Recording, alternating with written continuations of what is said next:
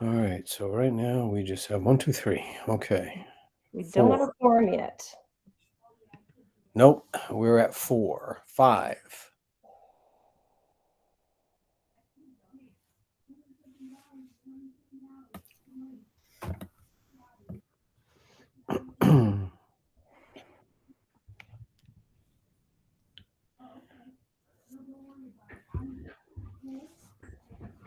So, Dr. Brummett, when is our next scheduled board meeting?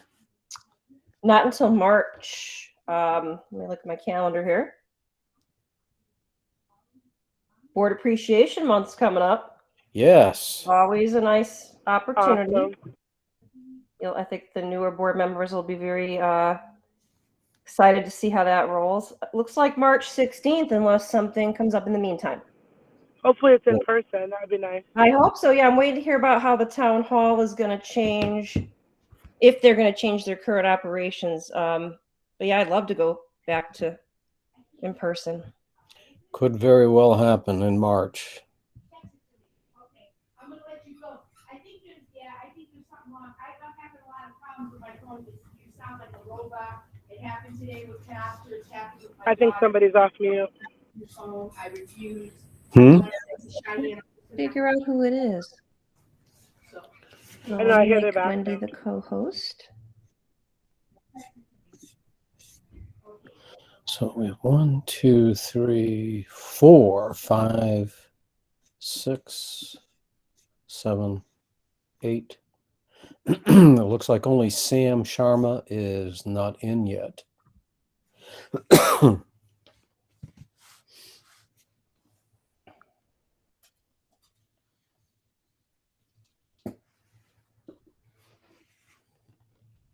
All right, well, the time is now 6:00 p.m. So I am going to call this special meeting of the Newington Board of Education to order. And as you are able, would you please stand for the Pledge of Allegiance?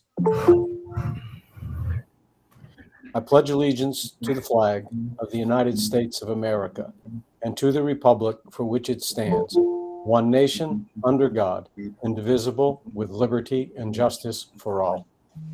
You can be seated, and I will ask the clerk to please call the roll. Michael Branda. Here. Danielle Drozd. Here. Dr. Bruce Fletcher. Here. Beth Mankey Hutt-Wagner. Here. Richard Laverriere. Here. Amy Parati. Here. Sam Sharma. He just came in. Sam Sharma.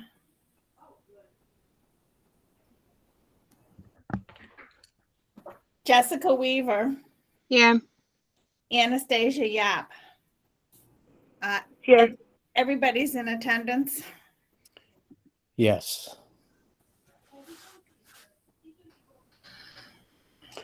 Okay, so we will move on to agenda item C, which is public participation on any matter related to board responsibilities. Civil participation is limited to 3 minutes. We ask for you to state your name and the street which you live on if you care to participate. So at this time, we have one that's requesting, Sarah Yiser. Go right ahead, Sarah. Hi, my name is Sarah Yiser, and I'm from East Robbins Avenue. Our reopening plan was last reviewed and revised in August or July 2021, and per the American Rescue Plan and Elementary and Secondary School Emergency Relief Fund, the plans are supposed to be revisited every 6 months. So mask wearing is in our policy, and with that policy, we're receiving federal funds. A conversation with the Board of Ed doesn't really change a policy, voting does. And without a policy, someone else can make the rules. It should be in writing that there's mask choice with no strings attached. The CDC made changes to developmental milestones last Friday. They've either decreased or omitted milestones, and these will likely result in a decrease of early identification and intervention. And some examples of these changes are at 12 months, a child should understand the word no. And actually, at 12 months, children should be able to identify 2 body parts, identify common objects when labeled, and follow simple routine-based one-step instructions. At 15 months old, the CDC now says, the child will look at familiar objects when named and point to ask for help. What should really be occurring is saying or imitating 8 to 10 words spontaneously, understanding some prepositions like on or in. And at 18 months old, the CDC now says that children should be trying to say 3 words besides mama and dada.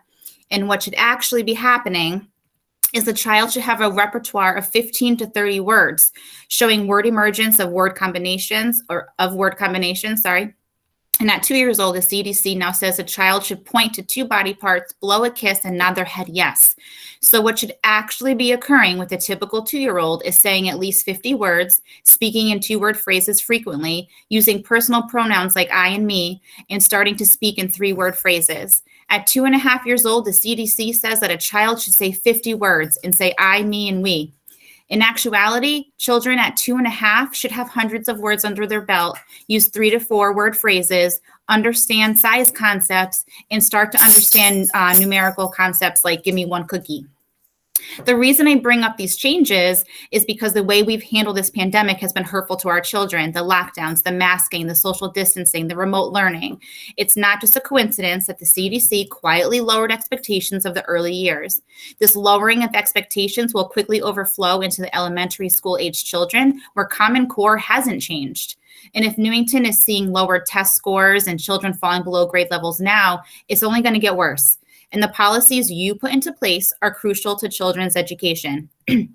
Parents need a better understanding of what's happening with the reopening policy that's tied to funds. I'm really glad that the board has not reinstated the mandate, but the board cannot change a policy without discussing and voting. My meeting attendance has been pretty good this past year, and there's been 0 discussion of the reopening plan. A vote within the Board of Ed needs to happen to change a policy, and a vote is supposed to happen in public. Okay, Thank thank you very much. Dr. Brummett? Yes, I just want to do a quick response because tonight, after the board meeting ends, I'll be sending out a parent update. And in there is linked our reopening plan. It has been revised. And also the letter will speak to what the mask optional plan is effective Monday.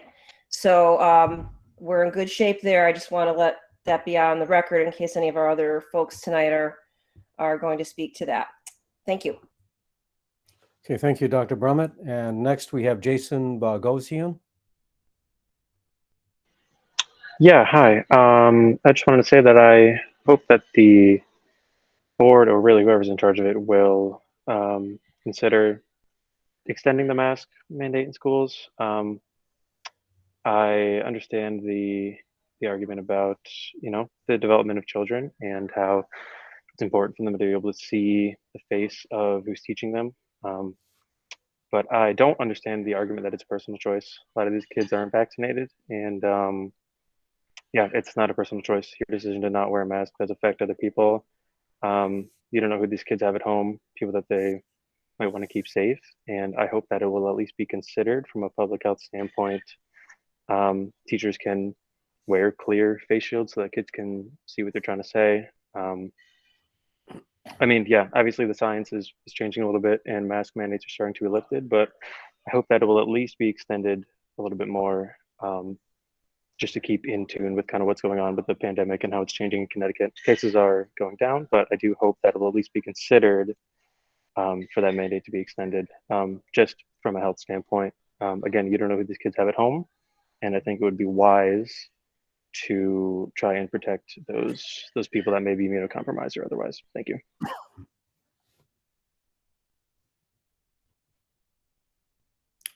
Okay, all right. Thank you very much, Jason. And I do not see anybody else from the public that wishes to participate at this time. So with that, I'm going to move on to agenda item D, which is our new business.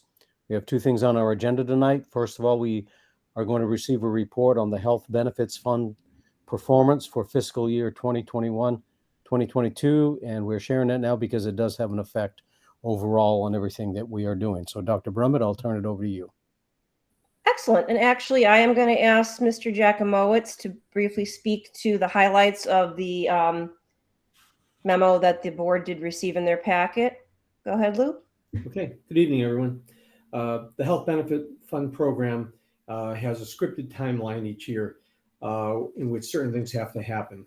The next upcoming date is March 20th, where the board has the option, if they choose to withhold some of the money in the current year and redirect it to other purposes, or take the approach of wait till the end, wait till a final settlement in September, and then utilize any credit that is available against next year's budget.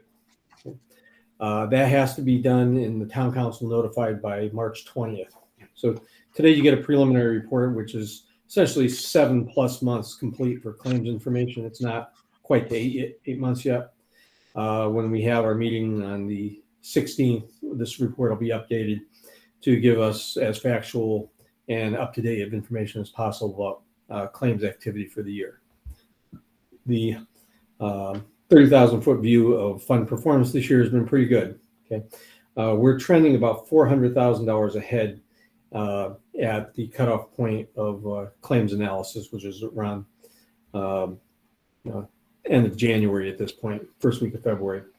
And those numbers are putting us in a good spot for the year. The way the plan works is if there is a overfunding by the Board of Ed, the settlement at the end of the year will return anything beyond what was required to cover our claims and administrative fee costs to the board as a credit to be used to reallocate for any other purpose they choose. If the claims go over, that becomes a responsibility of the health benefit fund in the town to cover any overages that are there. The caveats of the arrangement are the Board of Ed has to take the numbers that are given to them by the agent of record. So there's no controversies involved. There's no arguing or trying to twist the arm of the agent of record to create a more favorable arrangement. We ask the agent of record to take into account and consider the risk management needs of the town and the board in a very fair and balanced fashion. And the estimates that they provide for both the board side and the town side typically reflect that just fine. Okay. The net result at the end is obviously we never know what real claims costs are because it's partially self-insured, and that I won't call it necessarily volatility, but the uncertainty of where we'll end up is the product of the money we're saving by being partially self-insured instead of buying a full service policy through Anthem, where there is no chance of a rebate or any savings because of good claims history by the staff. At this point, the way the fund operates with the high deductible plan is there's either a $2,000 or $4,000 deductible associated with every contract. And on the board side, we have something like 650 contracts in force at any point in time. So at the beginning of the fiscal year, which is in July, the participants basically are paying all the claims themselves that they incur. It's only once they hit the deductible limit that the town starts participating and paying claims on their behalf. So the second half of the year typically has more claims than the first half just because of the structure of the arrangement. Yeah. Our $400,000 position being ahead right now, I'm anticipating will diminish a bit. We'll probably end up in about the $200,000 range, unless there's extraordinary events. So it'll be very, very close to, being right on par, given that this is a $13 million plan between the town and the board. So that works out very well for everyone's purposes. This year, there was one adjustment made to the way the agent of record calculated the renewal, and that was in regards to the prescription rebates that were generated by the plan. When the plan started 26 years ago, I believe prescription rebates the first year were about $10,000. Now they're up in the $400,000 range. So clearly designing the funding requirements where basically the board is asked to carry the cost of all the rebates that they're going to get back at the end of the year was kind of getting out of sync, and it was not serving the town and the board in the best interest. What they've done is they have given back approximately 60% of the estimated rebates and incorporated into the renewal. So the budget ask for health benefits is reduced by about that amount. And correspondingly, there will be less volatility in the year-end settlement credit because the board and the town have already gotten a substantial portion of that up front. So it helps on a lot of fronts. It will minimize some of those very, very large variances in the claims. Like last year at mid-year when we were doing this report, the formula called for around $1.6 million as a potential credit coming back to the board. It ended up being $700,000. So it's, there is volatility, and the adjustments made to the funding strategy are good for both sides of the board and the town. And I don't anticipate there being a significant credit more than a couple $100,000 at this point in time. Anybody have any questions? And then an update will obviously happen at the meeting of the 16th with a recommendation. Okay, any board members have questions? Okay, it doesn't look like we have any questions. Okay. Thank you, Dr. Fletcher. Okay, so now we're going to move on to item number 2 under section D, which is our discussion, adjustments, and possible transmittal of the 2022-2023 Board of Education budget to the town manager. I'm sure Dr. Brummett will give some explanation in a moment, but I also will speak to it. What we are about to do as a board is the budget request as presented by Dr. Brummett. We are going to vote on it for acceptance. Once we have done that, then we can move into deliberations where we can take a look at line items, different things like that, and we can reduce in different areas. We'll have that option to be able to do that. Because once we have done that, the budget is now going to be ours. So at the moment, it is Dr. Brummett's, and we're about to take it away from her. Any comment, Dr. Brummett? Thank you very much, Dr. Fletcher. I didn't know if you wanted me to do an overview first or just have that motion go forward and then I'll do an overview. Why don't we do the motion and then you can do an overview and then we can move into discussion. Perfect. Thank you very much. So at this time, I will entertain a motion. There is a recommended motion in the packet if somebody wishes to read that. Move the 2022-2023 Board of Education budget. That's a lie. I read the wrong one. Sorry. Move the Newington Board of Education adopt the Superintendent of Schools proposed budget for 2022 to 2023 of $79,834 or 3.99%. All right, the motion is made. Second. Okay, so the motion has been made and seconded. I'll ask the clerk to please call the roll. You're going to vote right now? We're going to vote to adopt, yes. Michael Branda, Yes. Danielle Drozd, Yes. Dr. Bruce Fletcher, Yes. Beth Mankey Hutwagner, Yes. Richard Laverriere, Yes. Amy Parati, Yes. Sam Sharma, Yes. Jessica Weaver, Yes. Anastasia Yap. Yes. The motion passed unanimously, 9-0. Okay, so now this budget is ours. So I'm going to ask Dr. Brummett to please make any comments that she wishes to make. Thank you. And I can ask folks to mute. I'm hearing quite a bit of background noise. I'm not sure where it's coming from, but well, thank you very much. What I want to do at the start of the meeting is to respond to some of the questions that were posed that we haven't already answered through various email communication. One request made by the board was, well, what are the budgets looking like in districts that are similar to Newington or in the same district reference group, sometimes called DIRG. Newington happens to fall in DIRG D.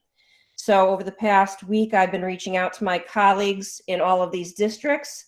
I heard back from most. I don't have every budget request or approved budget from last year on this chart, but I have the vast majority. So without reading numbers, the first column here reflects what these boards or districts got last year as a percentage increase. And again, these districts are similarly situated to Newington. They aren't exactly like us. Some are bigger, some are smaller, some have higher rates of poverty. Most have lower rates of poverty and a varying degree of special ed and EL students. But the state has looked at this and deemed them fairly comparable to us. So if you look at last year's increases, this is the first column, 2021, 22, and then that carries over to this column, 2021, 22. And on the next page, we have a few remaining districts. So when you looked at all of those, I was able to get 17 school districts, and these are straight from the superintendents. The average increase last year was 1.99. And obviously at a 0, we were well below average last year. So fast forward to this year. Now these are all still largely, some of these are approved. I believe Weathersfield's approved. I think Rocky Hill is approved.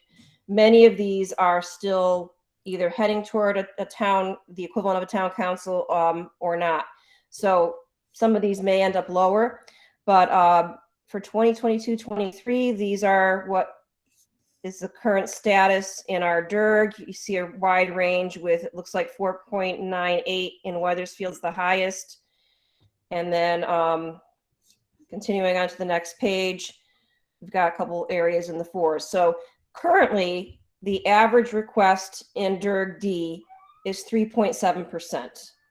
So right now, Newington at 3.99 is slightly above that average. But again, we are the only district in our DIRG that had a 0% increase last year. So I think that is an important distinction. I did get another inquiry from a board member indicating, well, how does that compare to folks' capital requests? So Lou and I did some sleuthing and investigation, but what we found is everyone does their capital requests extremely differently. And so it would not have been an apples to apples comparison. Notably, we're the only district on these 2 pages that have their own buses. So right off the bat, our capital plan is going to have close to $500,000 in a bus request that none of these districts would have. So we did not capture that information because it would not have really shed any meaningful light on tonight's conversation, because some districts also include debt service in their capital plan, which we never do. And again, the bus factor and some other factors. So, but for comparison of operating budgets, this is a fairly, I think a fair look-see at what comparable districts are requesting this year and what they got last year. So now another board member requested, where is the board's budget right now? Where does it stand? And this took quite a bit of analysis because, we have a $76 million budget. Trying to predict what it's going to look like in June is a huge undertaking, but we've tackled that in the last week, where we looked at making sure all of our encumbrances were accounted for. And an encumbrance for our newer board members is, you've got to pay for something before the end of the year, set aside a purchase order so that the money is set aside.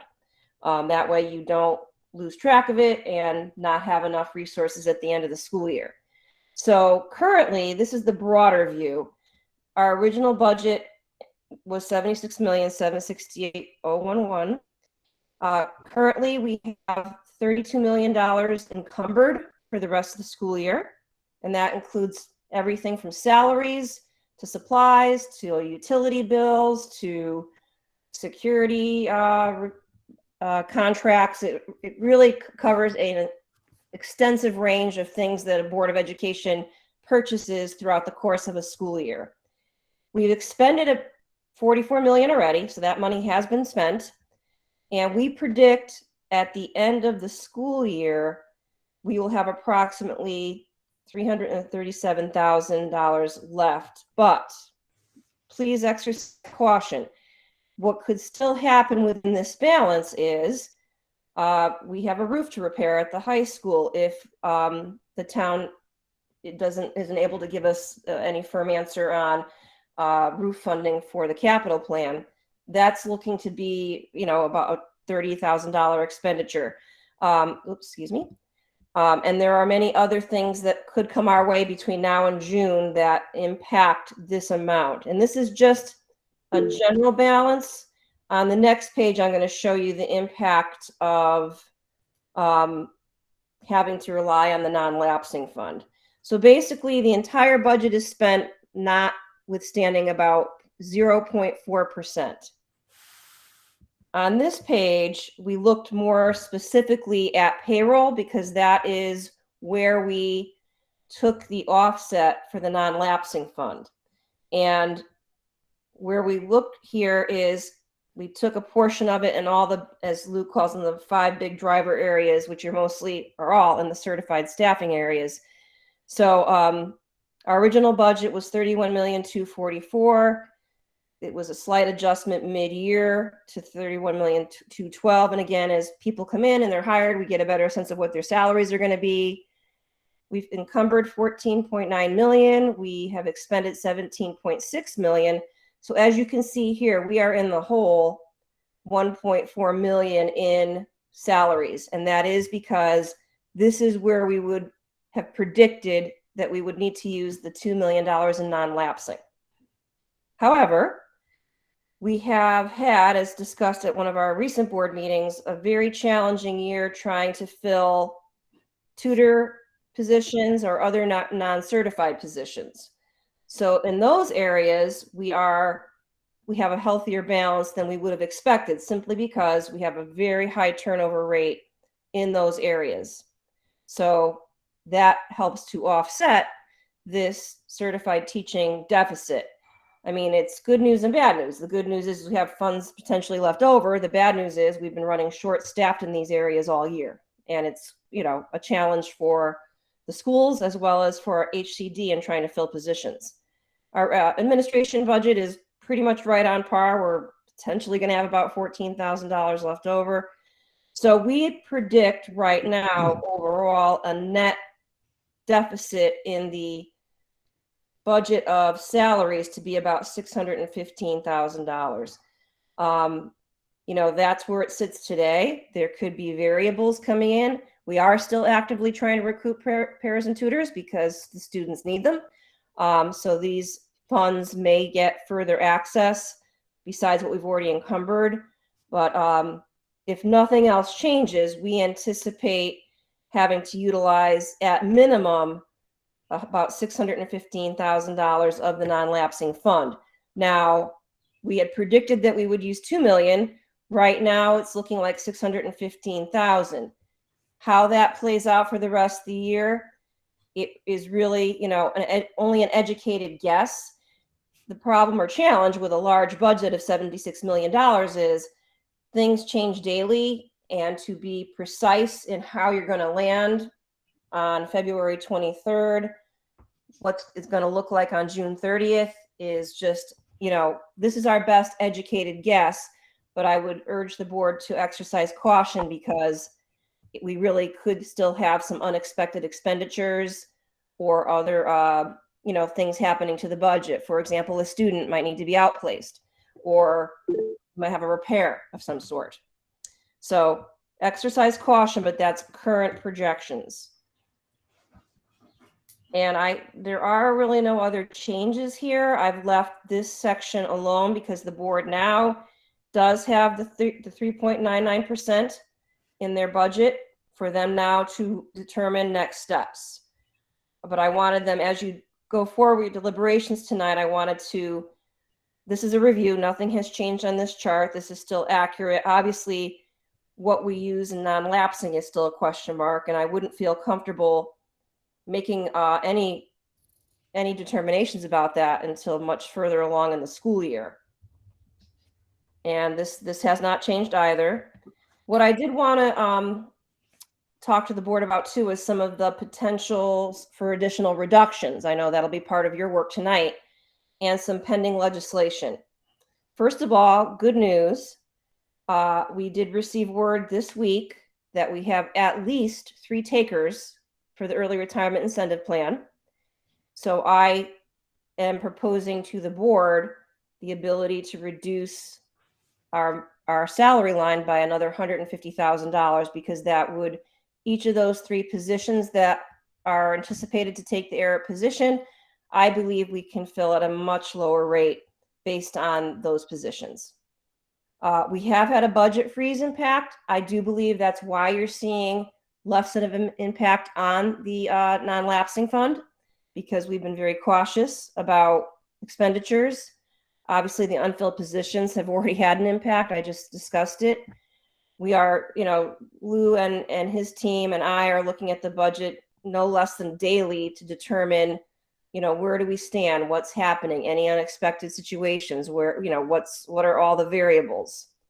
We again made our best guess, educated, I believe, about how inflation will impact this budget, but we may be wrong, right? That could change. And I will tell you that we do know that insurance is expected to come down lower.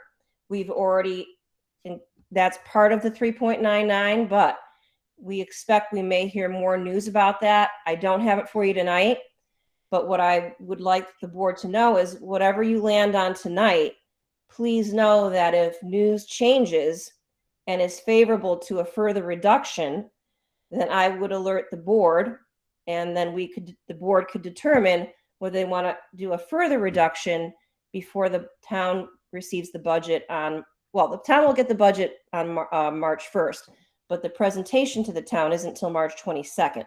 And I can tell you last year, we did see a change in the budget during the month of March, and actually heading into April of last year, we saw some changes where insurance came down.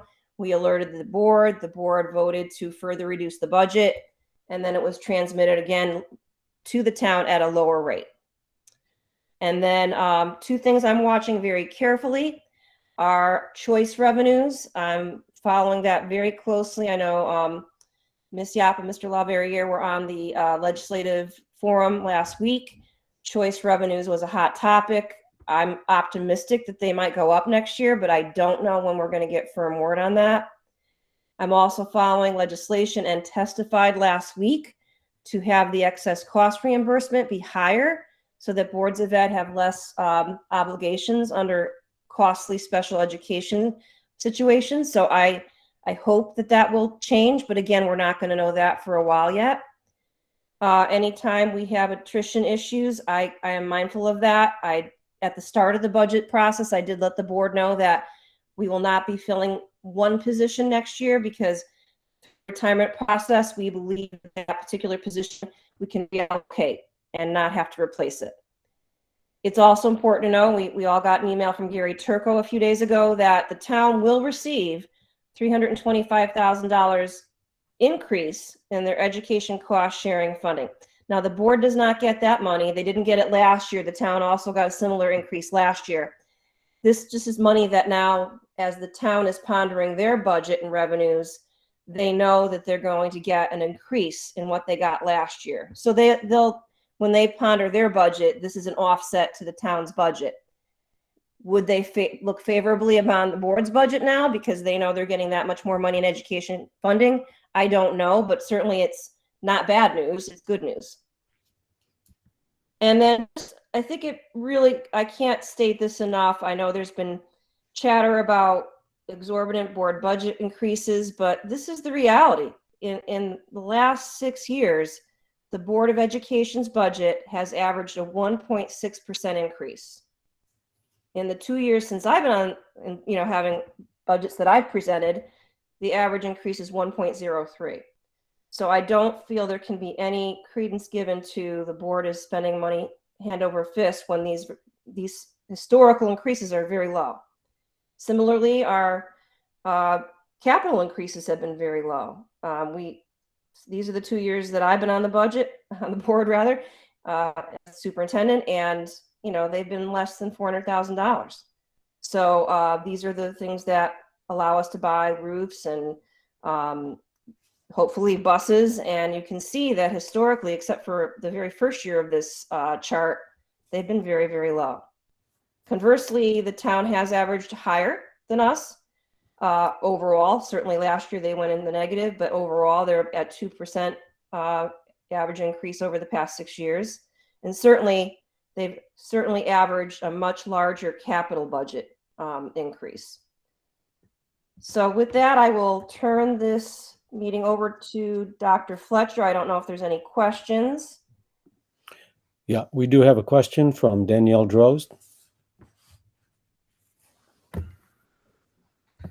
Dr. Fletcher, can I ask Dr. Brummett a question about, I think it was slide 3?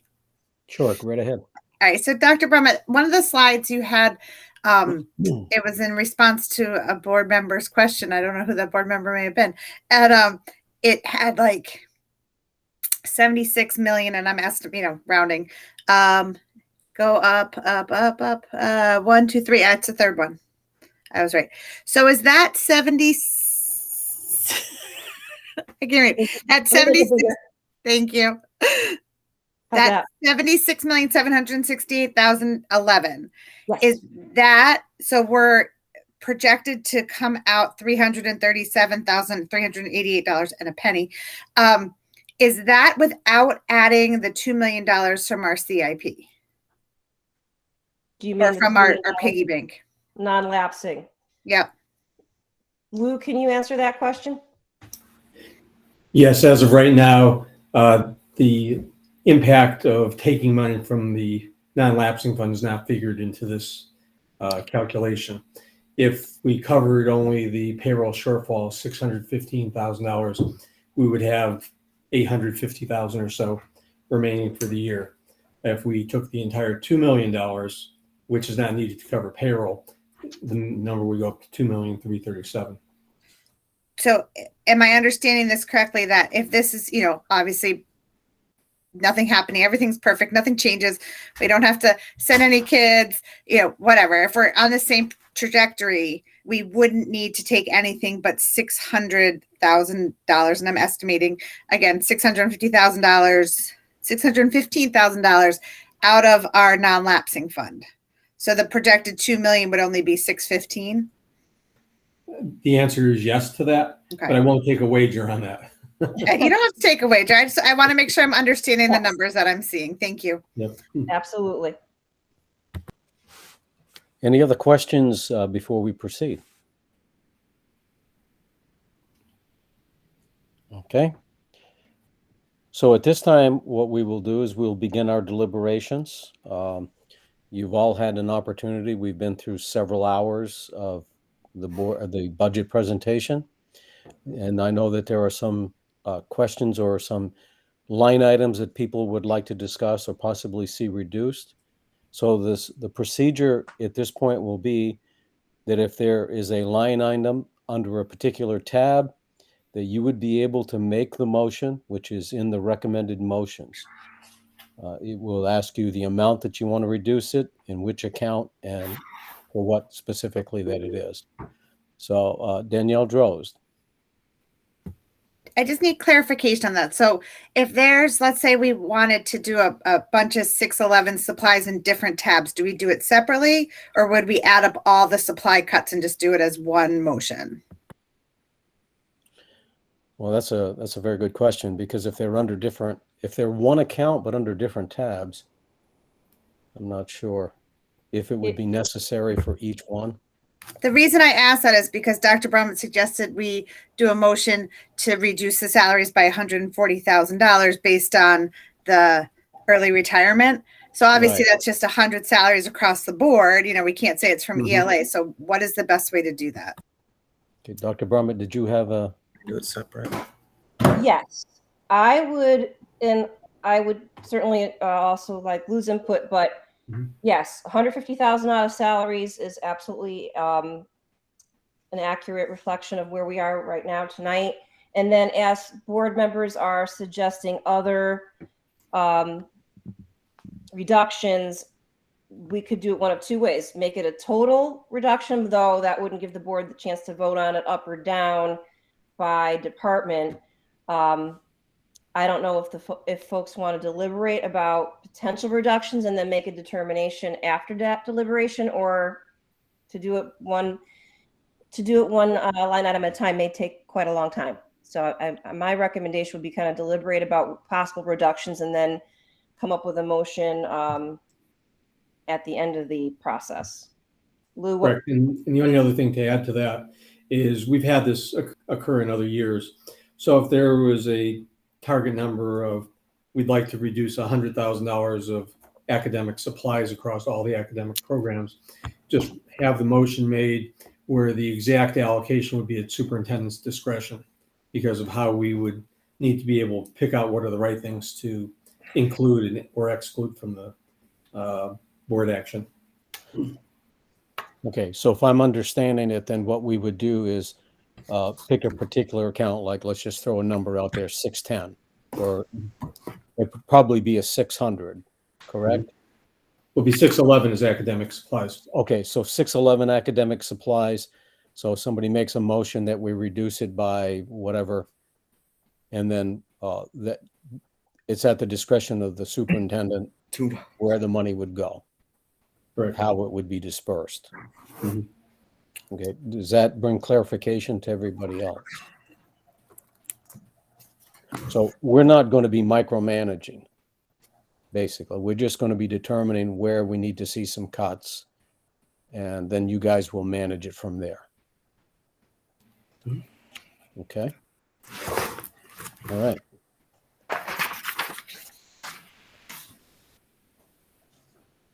So are there any items that people would like to make a motion on?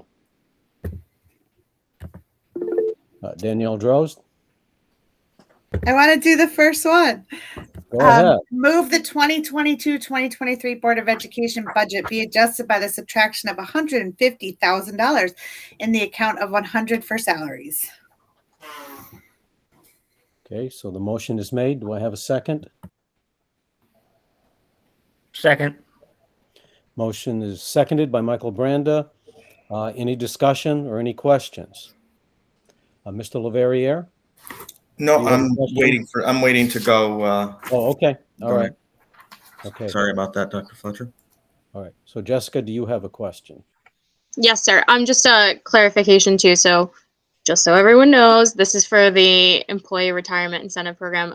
Just wondering, like, is it in writing that these are commits? Are they definites? And are we looking, and we can also maybe anticipate more or less. I just wanted to make sure we, always keep this process up to date. After conversations with Mr. Farisi today, we're confident that $150,000 is a safe bet. I think if anything, it would go up with the coming week or so, coming couple of weeks. But I think 3 folks have been very committed to taking the ARIP program. Mr. Farisi, Okay. am I representing our conversation accurately? So I guess my point, like, this could change again, Yes. just given like our budget process last year. It could change again in terms of that, and we'll be kept up to date on those potential commitments. Absolutely. It would come Thank forward to the board at their next meeting. I suspect I'll have an update our 16th meeting. Thank you. Thank you. Any other questions on this motion? Seeing no more questions, I'm going to ask the clerk to please call the roll. Michael Branda, Yes. Danielle Drost. Yes. Dr. Bruce Fletcher, Yes. Beth Mankey Hutt-Wagner, Yes. Richard Leverrier, No.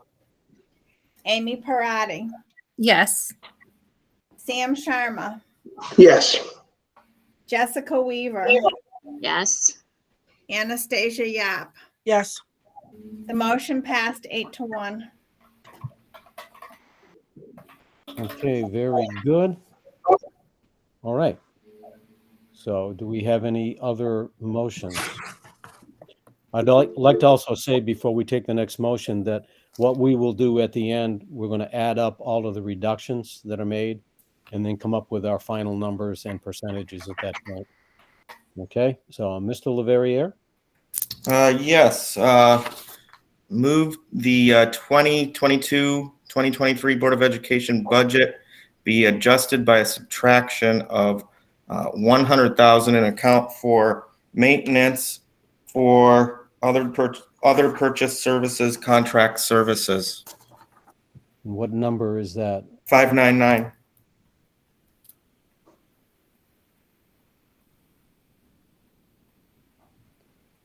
Okay.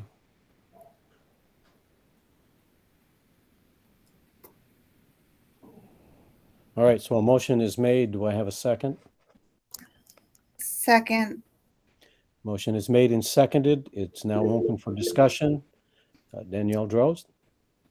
Richard, can you, you said, can you say, I missed it. What, the $100,000 in for what?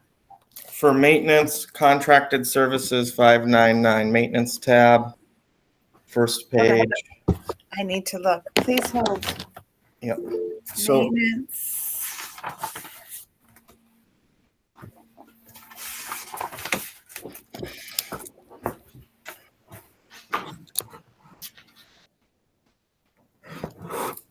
Say, so maintenance, first I'm on maintenance. yep, And then what? I guess the combined 599, it's 836, 750.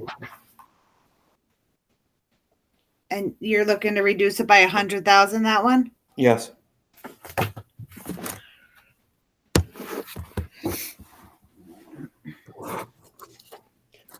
All right. So what is the final number you're asking for?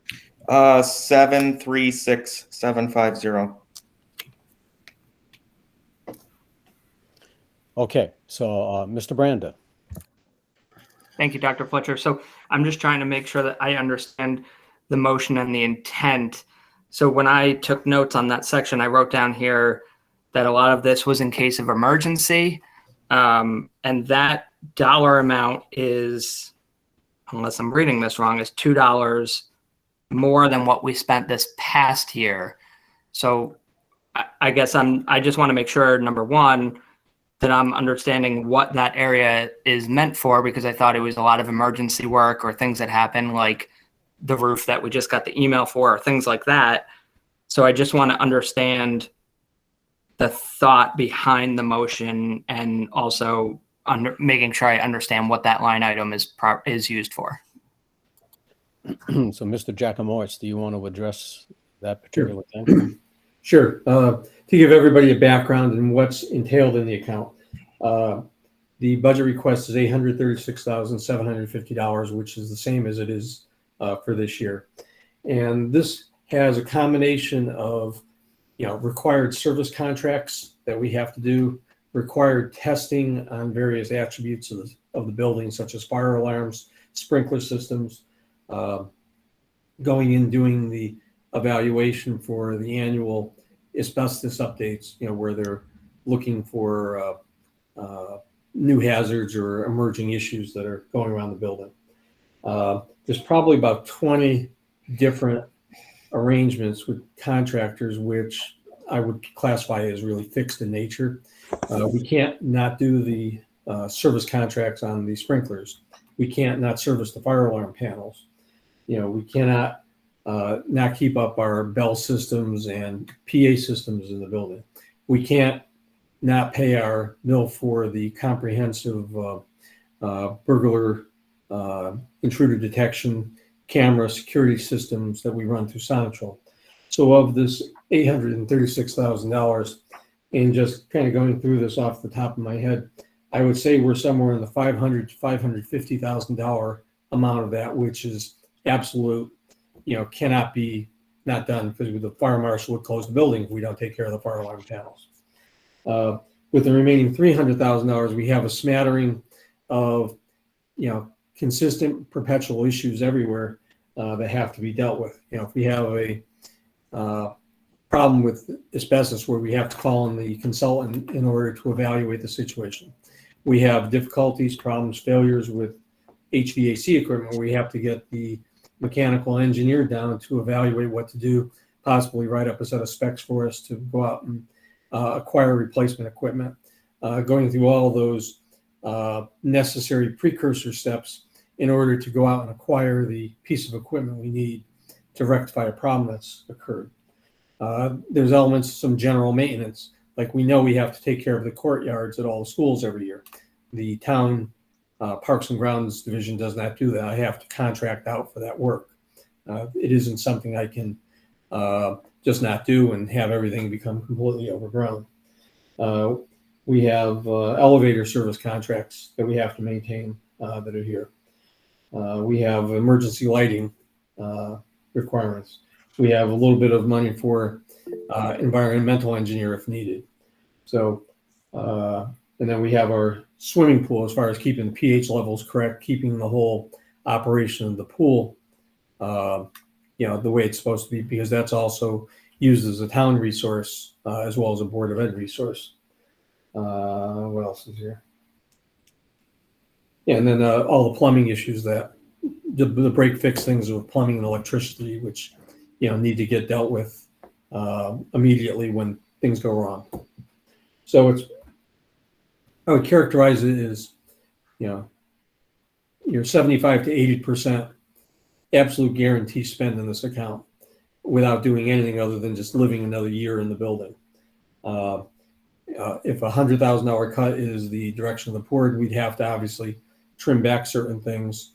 And if there are certain things we can't do or have to abandon because of that, there's always the balance we have to strike between not doing a lot of activity early in the year because we need to save our money in case a real emergency happens later on. So we're constantly balancing our decision-making in that frame of reference. So is that adequate for everybody for getting a sense of what's here? Dean?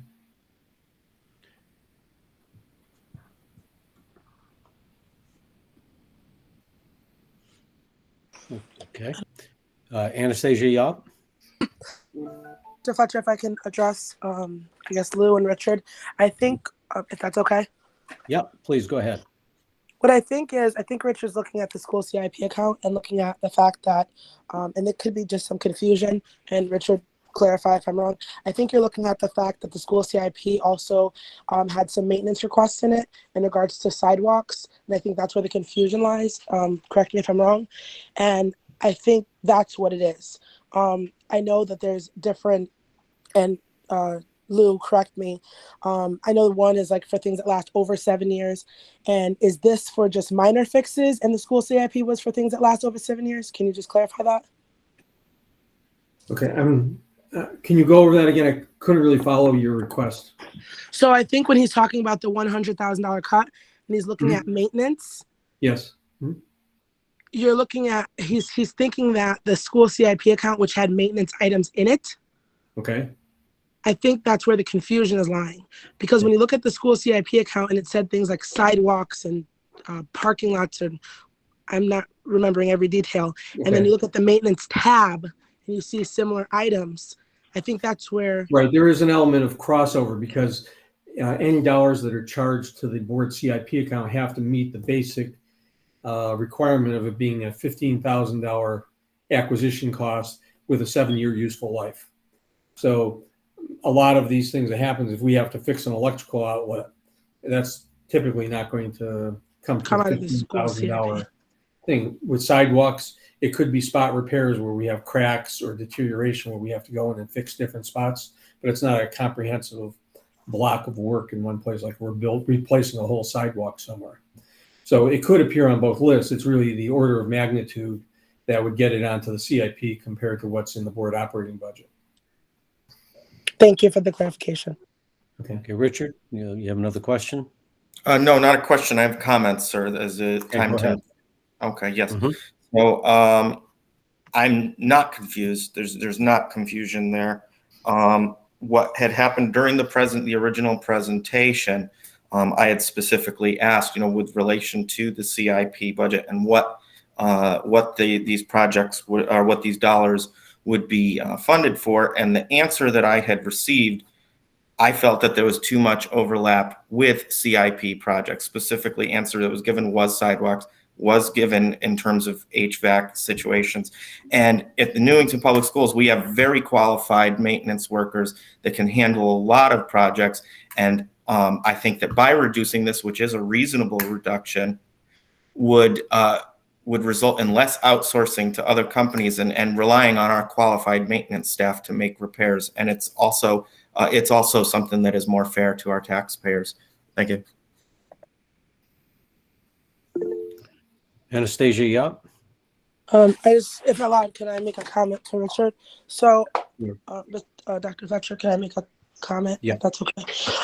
So my question is, and I do agree with you that we do need to utilize our maintenance workers, but I did review the union contract, and yes, they are able to do miscellaneous things, but, and I do agree 100% that, you know, maybe utilizing them for certain projects would be more cost effective, but what about, you know, cracks in sidewalks and painting full buildings? I mean, are you suggesting that we utilize the maintenance workers to do that as well, like the larger projects? Richard? Oh, are you asking me? Can I answer, Dr. Fletcher? Yes, go ahead and answer.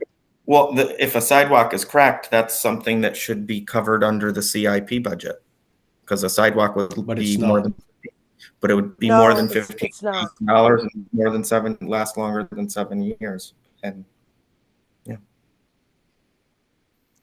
Well, I guess in that case, if it wasn't covered, no, obviously no.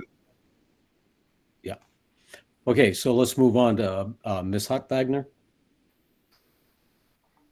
Thank you so much, Dr. Fletcher. I just wanted some clarification regarding our maintenance workers. I believe, referring to what Ms. Yap said, according to union contract, there are some jobs that they cannot do because it's not in their contract, and thus we do have to outsource. But I just wanted to make sure that I have a firm understanding of that. Sure, I can address that question. Right now, our maintenance staff is comprised of 5 individuals. We have a HVAC technician. We have a licensed electrician. We have a higher level general tradesman who also functions as our locksmith.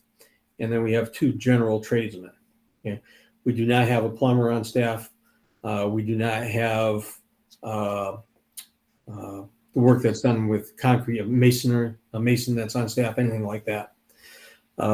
Because of how the work has evolved over the last 50 years in the union environment, they have a provision which is really a shared work doctrine arrangement, so that if the employer, the Board of Ed, doesn't always rely just on their union staff, it's perfectly fine to contract out the complementary piece of work that you need to have done because you can't economically keep that person on staff.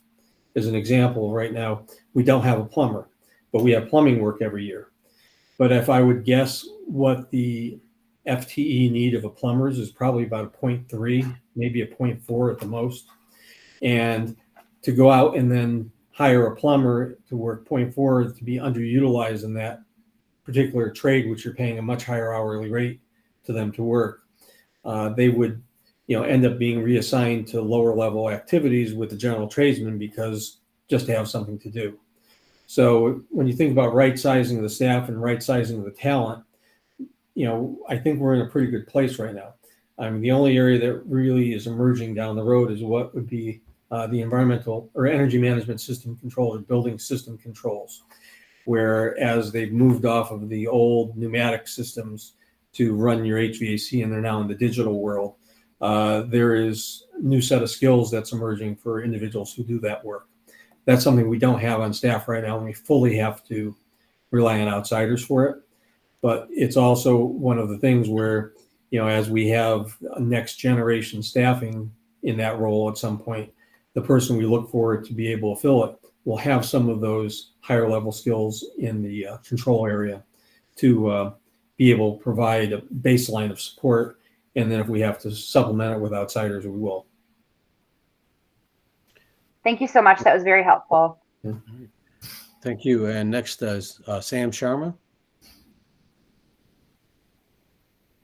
You are muted, Mr. Sharma. Hi, Dr. Fletcher. Can I ask Lou a question? Please go ahead. Hi, Lou. So I'm looking at the 599. Can you explain, like, in terms of the contracted services, how much money do we spend, like, on plumbing calls, or, like, do we have a contact with a plumber? And if we were to hire a plumber, would that be cheaper, or would that not be cheaper? Right. As a line item we have in the budget right now, I have about $99,000 in there for the plumbing costs. And that'll also include all their parts and accessories and replacement equipment. It's like if a toilet goes bad or a water fountain. So it's not just the labor cost that's here. I would have to actually go and look at our paid bill file to tell you what we actually spent this year or a year out for doing that.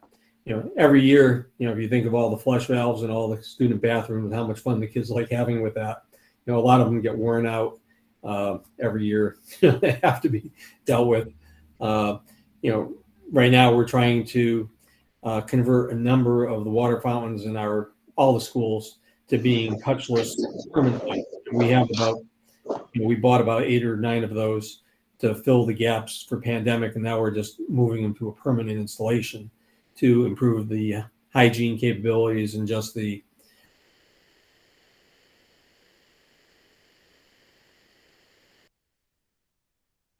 Uh-oh, I think Disney got him. He's frozen. That's there. Oh no. Lou, you were frozen for a few minutes. Oh, I'm sorry. I hope I was looking good in the picture. You were, and Dr. Fletcher wants you to sing the song "Frozen" from the Disney production. Disney. Oh, never mind. Go ahead and talk about plumbing. Okay. All right. Did anybody hear what I said about the faucet or about the water fountains, or did that get lost in the freeze? Yes, we did. Yeah. You did hear it. Okay. All right. And then there's just the general wear and tear on pipes and clogs and other, the typical maladies that affect any building or home where something goes bad and, you have to replace fixtures and handles and, things are leaking. And, there's just a lot of activity with 5,000 people occupying the buildings every day. So Lou, like, we do have basic, probably, like, we do have folks who work, and if for example a toilet overflows, you're not calling a licensed plumber. I mean, you have folks, maintenance guys, who would go and fix that, right?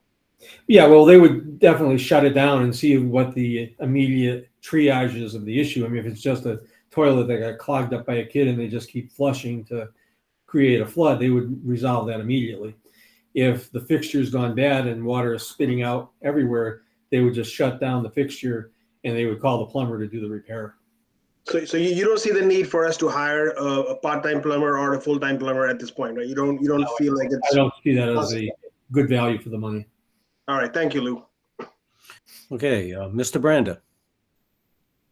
Thank you, Dr. Fletcher. I was just looking at past budgets and just looking at amount 1920 right now, and that allocation is exactly the same. So to Lou's point, answering Mr. Sharma's question, I look at this line item as we've been budgeting what we need, what we can do, what we can't do, and kind of moving from there. So I would like to move the question. Okay. I will ask the clerk to please call the roll.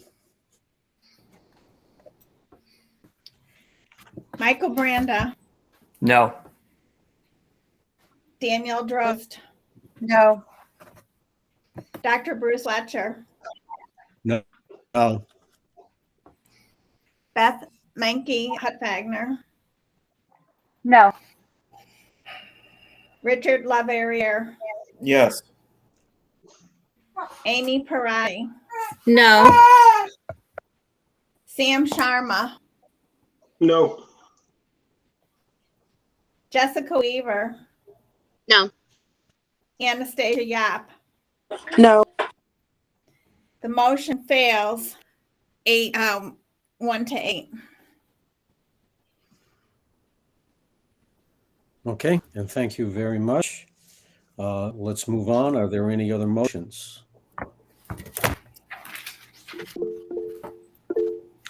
Danielle Drost? Got my hand out. Oh, I have to look at two screens. Sorry. I already moved the 2022-2023 Board of Education budget be adjusted by the subtraction of $179,854 in the account of $611 for academic supplies.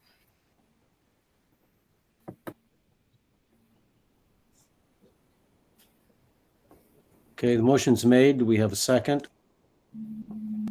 Second. Second. Okay, the motion has been made and seconded. We open it for discussion or even explanation, if you would want to do that, Ms. Rose. Sure. So, I went through the budget and I looked at all the 611 supplies, and I know we're in a tight budget year. So I kind of just took and said whatever we had last year and subtracted out the difference. We want a lot of things, and I don't mean things like, I'm not talking like old school, like, we're talking about the importance of all of the different teachers and absolutely. And, how the instructional coaches are helping the administration do their job better and. So at some point in time, we need to be able to just say, okay, we've run the school system like this with supplies. And I'm not talking about, I know that things have gone up, so I'm not talking about gas and things like that. I just looked at it and said, you know what, they've lived with it for this year. Could we do it for another year and kind of see where we're going on as to that? So I just literally went through line by line and just did a bunch of subtraction back to what last year's ask was. Okay, very good. Thank you. And Mr. Branda? Thank you, Dr. Fletcher. So I guess I just want to be sure that I understand, and I appreciate the explanation, Danielle. But so you're talking about just rolling back the supply line to what was allocated for this year. You're not talking about what we've talked about at a few meetings of like eliminating the supplies and making the parents go get them or anything like that. You're just saying specific to what we use this year. Let's just use that this year and get through. Do I have you correct? Yeah. So, I mean, I can give you so wellness had asked for nothing last year. I put in my calculations when I did my subtractions, half of what they asked for. Cause I'm like, everyone needs some supplies. Sometimes there was like, bean bags for things like that. I'm like, okay, we need some. Do we need to have everything this year? And then, I did English, ELA. I don't remember what the supplies were. Cut some of the art supplies back to what they were, world language back to what they were, music back to what it was, and STEM back to what it was. I didn't like go and say, oh, well, we don't, this or that. It was literally just what did they have and can we cut it back? Mr. Branda, you have no question. Yeah, and this might be for Dr. Brummett, or I don't think we have the department heads here or all of them. But I guess my only hesitation, I appreciate the reasoning and the thought behind it. I guess my main hesitation is, without going through every tab and looking at every note on supplies, I just want to be sure within that 179,854, which I think was the number, that there aren't specific things in there that we didn't do last year in terms of supplies that we actually need, that we would handcuff ourselves, like, because last year's budget was a zero. So I just want to be sure that last year's budget didn't represent the same mindset that you're portraying now, Danielle, and that we just got by. Because what if we just got by and now we're getting by, but now we actually don't have the things we need? So I guess I'm just looking for any insight into whether or not that number is something we could do, or if there are things that we like absolutely need that we didn't get last year, that maybe cutting down Danielle's original motion might make sense. Dr. Brummett, do you have any input on that? Yes, I believe we can do a cut. It's a little challenging to try to answer that in totality without going into a deep dive, but I think if we were to look at it maybe at $150,000 cut, we would then probably protect some newer items that weren't included last year due to the we really came in last year extraordinarily lean. But I do think, to the board's consideration, that we probably could cut that by $150,000. Okay, so let's listen to what others say here. Beth Hut-Wagner? Thank you. And thank you, Dr. Brummett, for clarifying that. I think that this does seem like an area where we could make a cut, and that we're cutting things and not people, which is just like a big thing. A platform that I'm kind of talking about is making sure we're not cutting, anybody giving instruction. So I'm wondering, do we need to do that deeper dive to figure out what the cut could be? Or Dr. Brett, I think you said 150,000, I think you said. Or is that more kind of a number we can work with?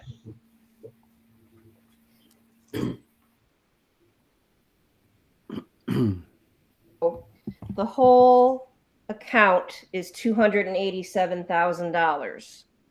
So if we were to cut 150, that would leave us with about, I'm sorry, my math when I'm tired is not good. About $137,000 for those supplies. I think we could make it work. It may be that we have to forego something, or maybe we can see if any of our grants could accomplish some of these, within the grant requirements. But I'm respectful of the discourse that if we're going to have to make some cuts, I'd much rather see it to supply lines than to staff lines. So I feel like we can deal with $150,000, and we'll work real hard to figure out, what we can do without. Okay, next up is Amy Parati. Thank you, and apologies for any background noise. I have my daughter for a few minutes here. So I definitely agree with Ms. Hut-Wagner when she says cut things, not people. And Dr. Brummett, thank you for clarifying the full amount, because that was one of my questions, was how much is that supply line item? So you said it was $287,000 for all of the 611 accounts? Correct. Okay, and so if we cut 170 something thousand, I didn't write it down, and leaves us with 137, that's quick math, like half, over half. So I just would be hesitant to go with that without doing a deeper dive, or at least a little bit more clarification, because I want to make sure that, to Mr. Brenda's point, even like people aren't foregoing things that they desperately might have needed last year. And we do want to make sure that, teachers are very important, but we want to make sure that they have the tools to do their jobs as well. So if any of the supplies is needed for certain programs or whatever that they didn't get last year, or things are deteriorating and they need to replace, I just would be worried cutting that much money out of the budget. Well, if I may, Luke, can you give an overview of some of the items that are included? Sure. Okay, that are still in the, okay. Yeah, one of the points I wanted to raise for everybody is in the sequence of processing all the budget adjustments. We're not completely caught up with all of our buy-ahead processing. So the 287,000 already has been trimmed a little bit because of decisions we're in the process of making for specific line items.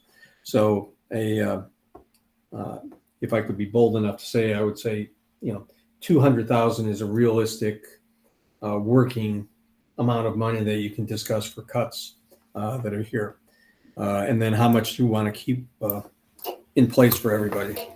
Now, as I go through all of the different projects, just looking at one of the database reports we have that's here, and in our program, let's run through this real quick with some just kind of broader numbers for everybody. And our has about $47,000 of supplies as of right now. A lot of it is the consumables with paints, papers, and other media to make student projects. And our CTE program is $26,000, but that's essentially all consumables for the culinary arts and the bake shop operation. So they really can't be purchased ahead. In the technology program, which is the little kids, really learning the basics of technology, they have just a whole variety of different things, which, some of them could definitely be buy aheads that are here. And we have a total of, went too far ahead.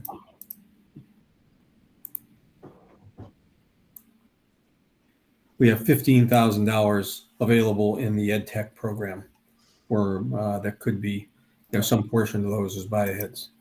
Moving into language arts, right now we have $43,000 of resources, primarily all consumables or early phonics materials to really just initiate students in the various disciplines within language arts. World language has $5,500. That's all available. Math has $6,500, which is very, very limited for their activities. Music program,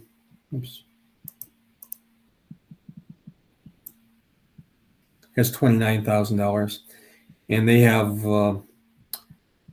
the bell covers were one of the things where there's some money for that. But a lot of sheet music, instrument repairs, some headphones that are here. What else is there? So Lou, you said CTE was how much that? We can't do that. Well, it was only about 25,000, and it's almost all just the consumables for the culinary arts and the bake shop program. So essentially $72,000 is items that are perishable, for lack of a better word, and cannot be bought now. It has to be next year. Right. So, and you said that line has 200. Overall, 287,000. I'm just going through program by program. The wellness program has $13,600 of all the different stuff they use with archery, basketballs, all the stuff they use in that program. Reading has $9,800, which is all phonetic awareness, all the basic reading and writing skill materials here. In science, there is $9,300, and that's primarily all stuff that's consumables associated with the labs that are there. For the STEM program, they have $40,000 in that area. There are some dollars associated with the materials to run each of the medical science courses, Lego programming or Lego materials for when they use the Mindstorm and the coding and the computer programming on the equipment. And that's pretty much the big items that are in there. And then social studies only has $4,200. The special ed program has $17,000. In athletics, there's $20,000, and that's about it. Okay. Run through all the different items. So I have a few more people that have questions related to this. We're going to move through here. So Jessica Weaver. Thank you, Dr. Fletcher. I definitely appreciate. Thank you, Ms. Jones, for bringing this up, because I think all of us have been in agreement. We don't want staff cuts. That's not where any of our heads are at. So that's something we all agree on, no matter what. I guess my concern would be I'm just wondering of of that math. Because like I saw like, okay, the ones that stood out to me is there was increases, but there was also a lot of decreases in the supply lines. Like one program had 1,800 last year, but they're doing 0 this year. So like I'm just trying to figure out in terms of the balances. It looks like the biggest increase was like 13,000 for the wellness, which had 0 last year. And so I'm wondering, like, again, I know we're trying to like do wants versus needs, but I'm like, okay, is someone gonna like cut their finger on an archery, bow if like we don't get them new ones? Like, I don't know, we were using stuff from, the 80s and then in the 2000s. Like my point is, like, I understand completely, and if we're comfortable with cutting that and we can get all of the supplies we need, then I'm totally good with it. I guess I just more perhaps want a better breakdown of that, only because I just feel like some of the line items, like you said, like for music, I don't necessarily want to cut anything from there if it's like sheet music, the bell covers and stuff like that.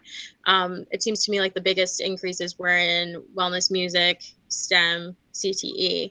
Like those were increases. Everything else seems like either, and I get the concept too of like us going back to what we did. I just more or less want to make sure that we're balancing the buy aheads and also looking at what we want to be able to get, or rather, phrasing here, need to get. So if we're fine and we can, I don't want to say survive, because I don't want our students just surviving on anything. Like I think our standard should be that we have supplies that are quality.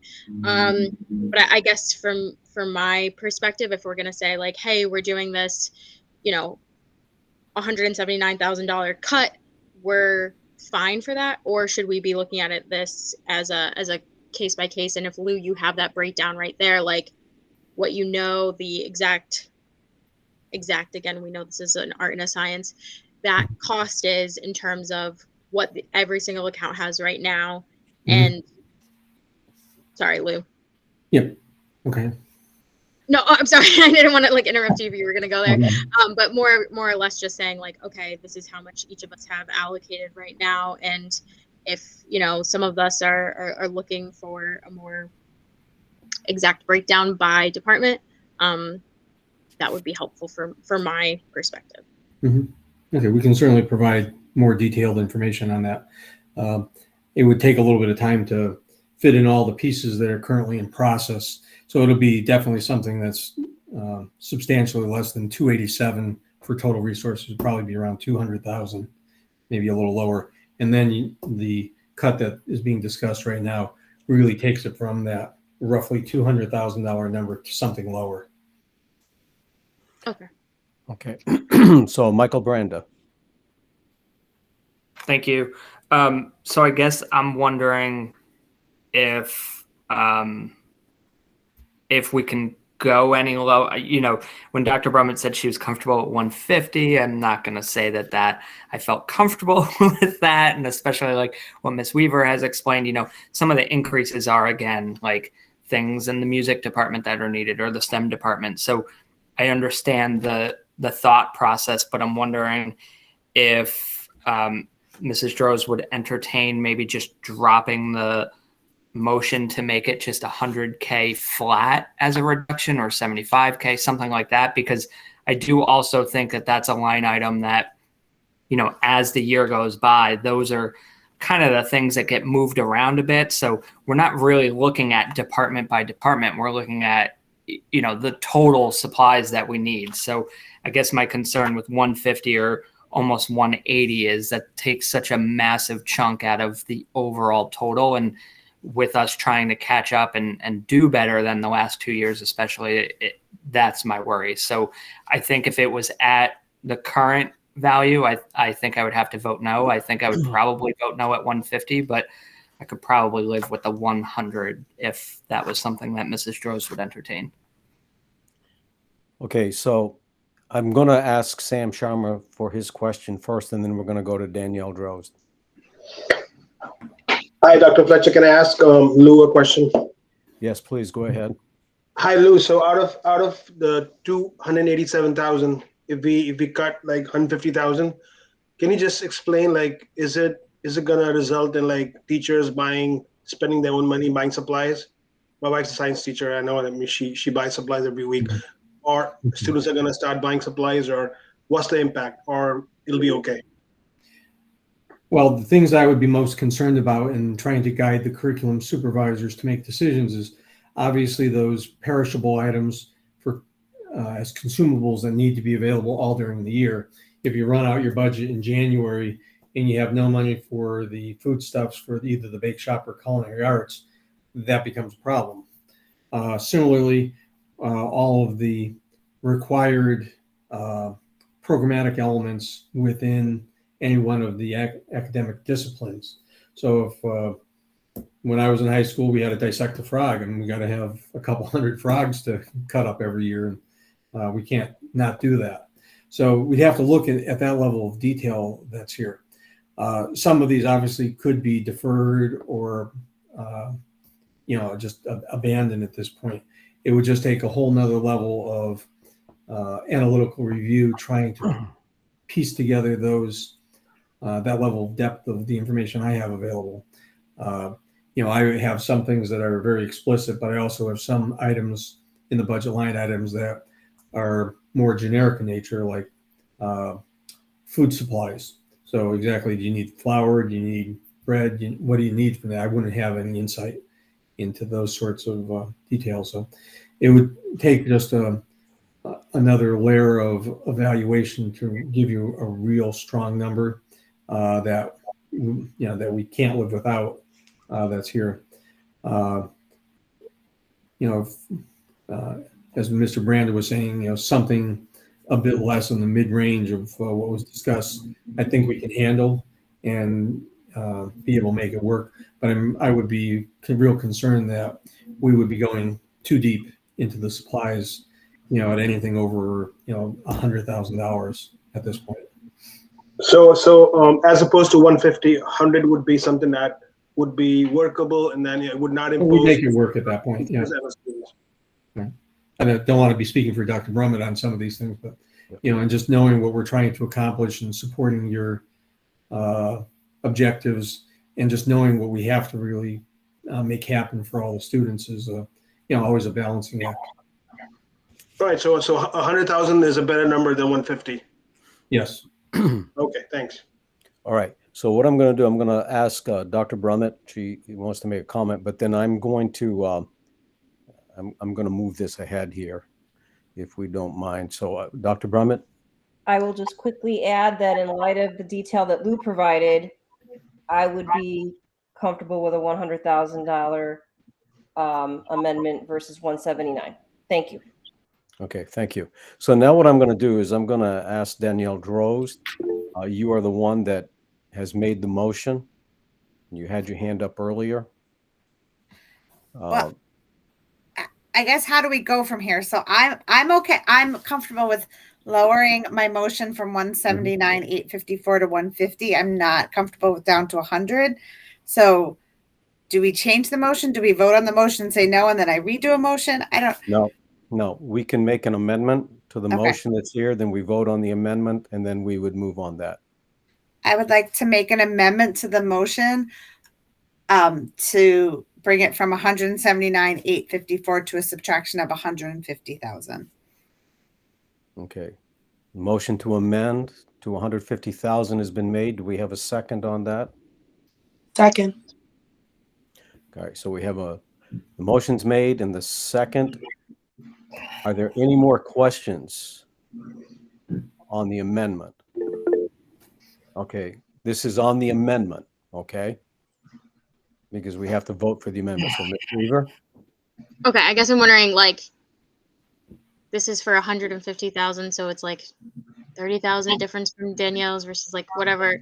Okay, I guess I'm wondering, again, I don't want it to be I'm relying on the experts here, but Lou is 150 detrimental, or is it something that we're just gonna have to cut the 13,000 of all the beanbags and everything for wellness? Okay. All right. So I think we've pretty much discussed all of those things. What we're looking for now is discussion on the amendment itself. Any questions about the amendment? Okay, I'm gonna try. yeah, I guess I'm just trying to figure out, like, I'd be comfortable voting on this if I had like a breakdown and knowing how it would. I'm sorry, did someone else want to speak? Oh, no. Okay. Mr. Leverrier, your mic is open. Oh, I'm sorry. It's okay. I'm just trying to get a sense of like where is this realistic or not? That's what I'm just trying to say. If 179,000 isn't realistic, is 150 realistic? That's what I'm just trying to get an answer on. Okay. All right. So what we need to do right now is we need to vote on the amendment and to accept the amendment. And then we're going to vote whether we do that or not. I believe I'm doing it right. It's getting late again. Okay, I'm sorry. I misunderstood what you were saying. So this vote is to accept. This is for the amendment. Okay. Yeah. Thank you for The clarification. original motion was $179,854 reduction. It has been amended to a $150,000 reduction. So what we need to do is vote yay or nay on the amendment. So I'm going to ask the clerk to call the roll. Michael Miranda, No. Danielle Droz. Yes. Dr. Bruce Fletcher, Yes. Beth Mankey Hetwagner, Yes. Richard Laverriere, Yes. Amy Parati, No. Sam Sharma, No. Jessica Weaver, Yes. Anastasia Yap. Yes.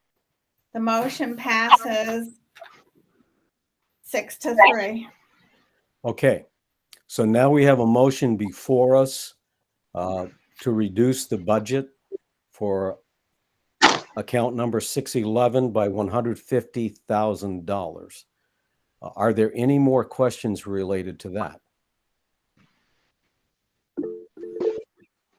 Ms. Weaver. Hi, sorry. Okay, so now that I understand what's going on, thank you, Dr. Fletcher. I love Robert's You're Rules of welcome. Order here.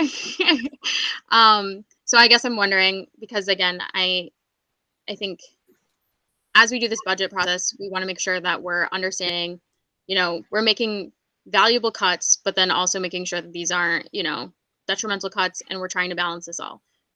So I'm just trying to understand, I guess, from this perspective, do we end up like cutting supplies if we go into this $150,000 reduction, or is there places that we can then be able to fill it from, not from other, but I guess if you understand my logic here, is this something that's going to be able to physically cut supplies, or like are students not going to get bread to bake? Are we not getting the science materials? I guess I'm just wondering,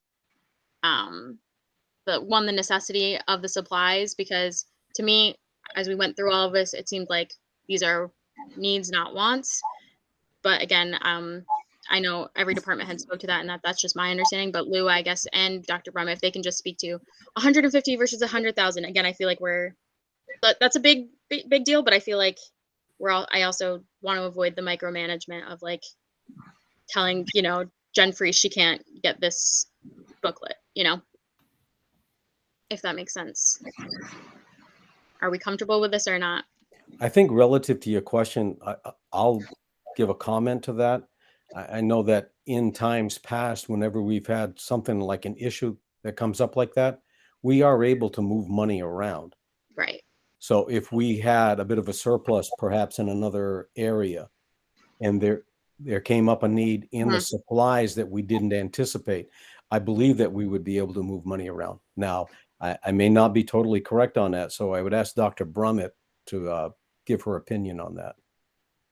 I believe that is accurate. And in answer to some of the questions going around the table, $150,000 for this would be a pretty significant cut, but it would be okay as long as there aren't lots of significant cuts tonight, because as some of the folks around the table are saying, we can make some transfers. It's not a good idea to try to budget based on transfers, but again, if this is just, not followed by another series of significant cuts, we could probably weather this cut. So that would be my current thinking on it. Okay. Thank you. And thank you, Dr. Fletcher, for following my line of logic. Okay. Amy Parati. Thank you. I'm not really comfortable with 150,000. I just because in the previous motion when we discussed it, Lou kind of went into detail on all of the different programs and the money that is allocated for the budget for the 611 supplies. So I feel like cutting 150 would be detrimental just based on the comments that he said. I understand that money could be moved around, but again, why would we just cut it in supplies for, just to move it back in there? So I'm not comfortable with 150,000. Okay, Mr. Sharma? Hi, Dr. Fletcher, can I ask Maureen a question? Yes, please. Hi, Maureen. So based on our last conversation, instead of 150, 100,000 was something that Lou said would be okay, and it would not result in a burden on our teachers, teachers going out and buying supplies like my wife does, or like students, buying supplies, right? So I would vote for a $100,000 cut as long as you feel like it's not going to impose a burden on our students and on our teachers. So that's what I need to know before I decide on voting for a $100,000. $100,000 cut would be much more comfortable than $150,000. Again, it would also go to the totality of our cuts throughout the evening. But if someone is trying to get specific to just this cut, 100,000 is a more workable cut that we could probably figure out, given that this line item only has 287 in the first place. Right. So if you're pushing, if that were the question asked of me, I'd prefer the $100,000 cut. Yeah, the logic is if there's a science class and the kids want to go dissect a frog, they shouldn't be like, okay, no, we got no money to buy frogs. So that cannot happen. So that's okay. Thanks a lot. Okay. All right. Thank you very much, Mr. Branda. Thank you. I just want to follow my own advice and make sure that I'm clear on this, that I am voting no for the 150 because I just don't feel comfortable with it. I feel like there's a lot of details there. And I think with the uncertainty of everything and hearing from Lou and Dr. Brummett, I'd be more comfortable with 100, but I understand Mrs. Strohs was not comfortable with going that route, but I'm not comfortable either. So I just wanted to be clear that I was voting no for the current motion. Thanks. Okay. Thank you. Ms. Strohs? Your microphone is muted.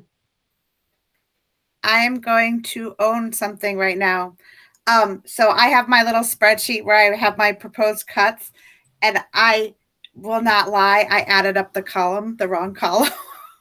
So I actually would be comfortable. I'm going to be honest, I have lots of other cuts. So when Dr. Brummett said, as long as the other cuts don't go deep, so I would be comfortable amending that to $100,000. Okay. Because I did mess up my addition. Please don't tell my students that I added wrong.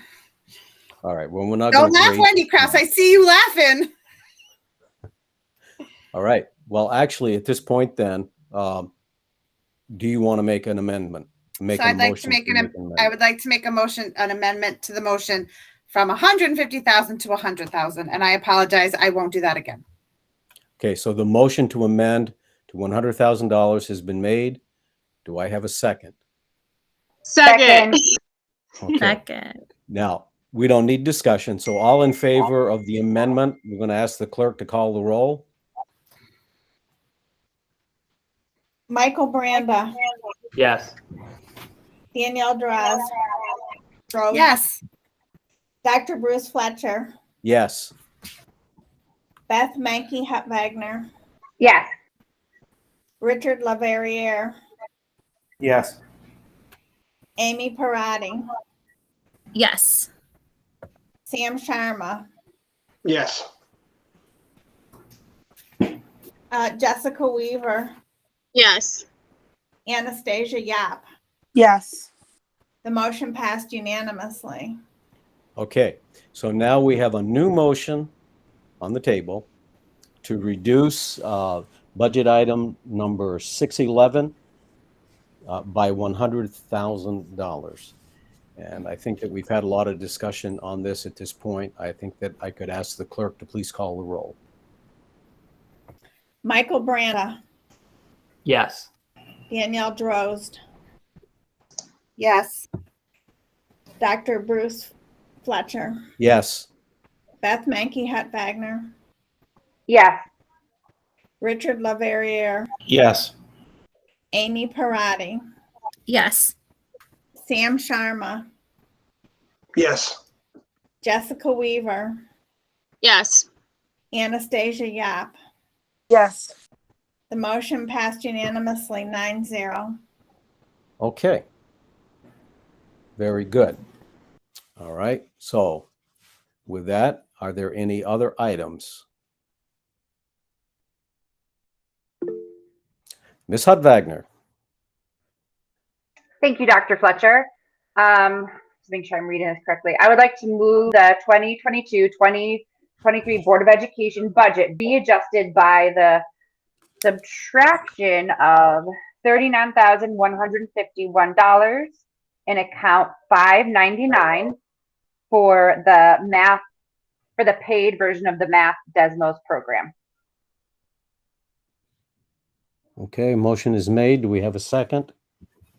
Second. Okay, motion is made and seconded. Did the clerk identify the person who made the second? I believe it was Miss Yap. Okay, because I wasn't quite sure. There were two of them. All right, so Mr. Jacomowitz, you have your hand up. Oh, okay, hold on.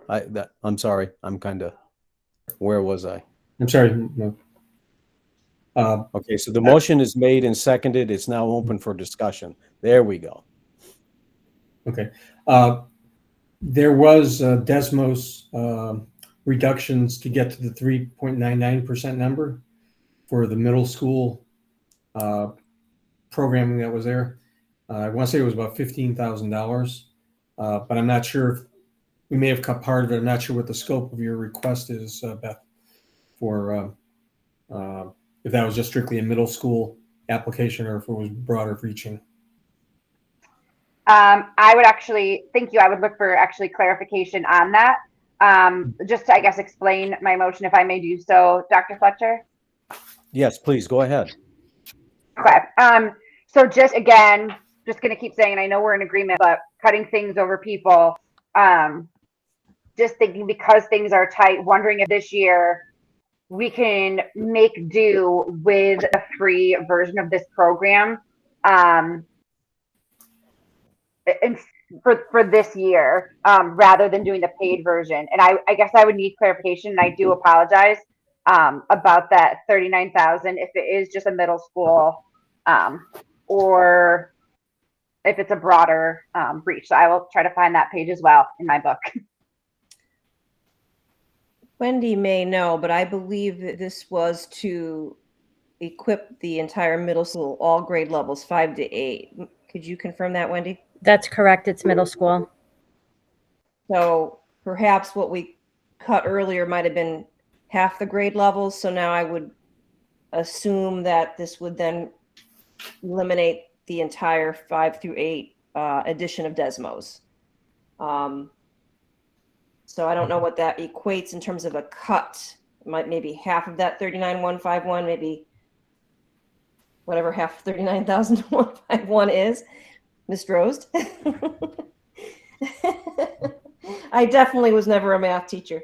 What I had mentioned was 2 items. They're the only 2 items I see that are Desmos in the system, and they were $7,857 each for the middle school. So it's $15,714 is what's built in. I'm not sure there's something else that maybe need to be retitled. I don't see anything that says Desmos in here any longer.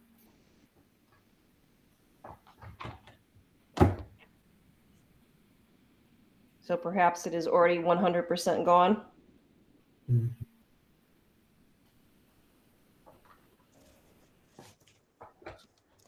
So then there's a possibility that Desmos has been removed? Yeah.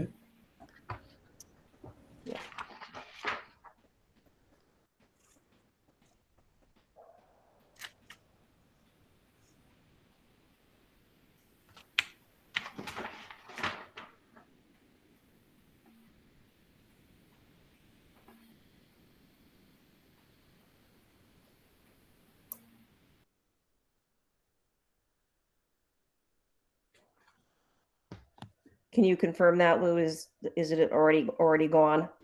Yes, it's definitely gone. Yeah. Okay. So that was already cut to get us to Yes, correct. 3.99.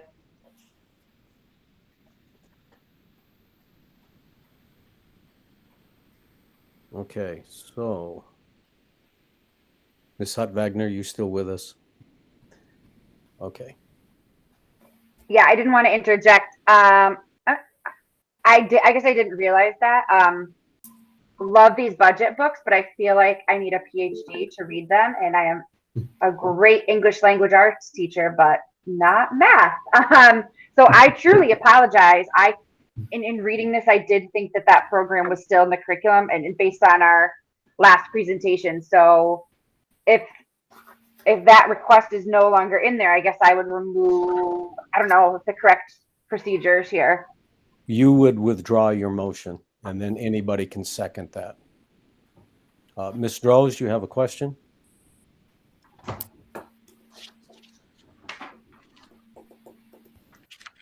Before you withdraw, I'm looking at the budget book and it's under 599.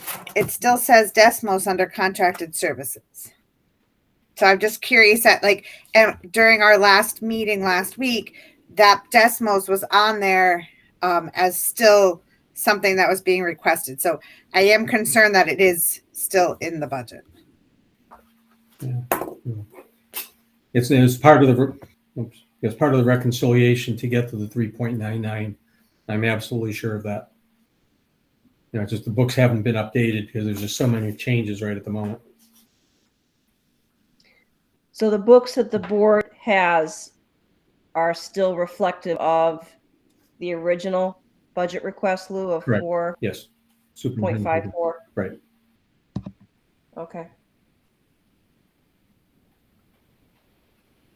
Okay, so then it would seem that this item is not in there.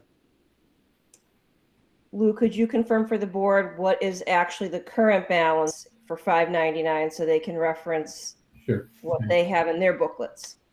Okay, just one moment here. Okay, the balance in 599 accounts as of right now across K-12 is $25,664. At the elementary level, they have something called Reflex Math. Learn Zillion is also in there at the middle school level. At the high school, they have IXL licenses and online math. I guess that's for some of the credit recovery activities, but I'm not absolutely sure of that. And those are all the things that are left.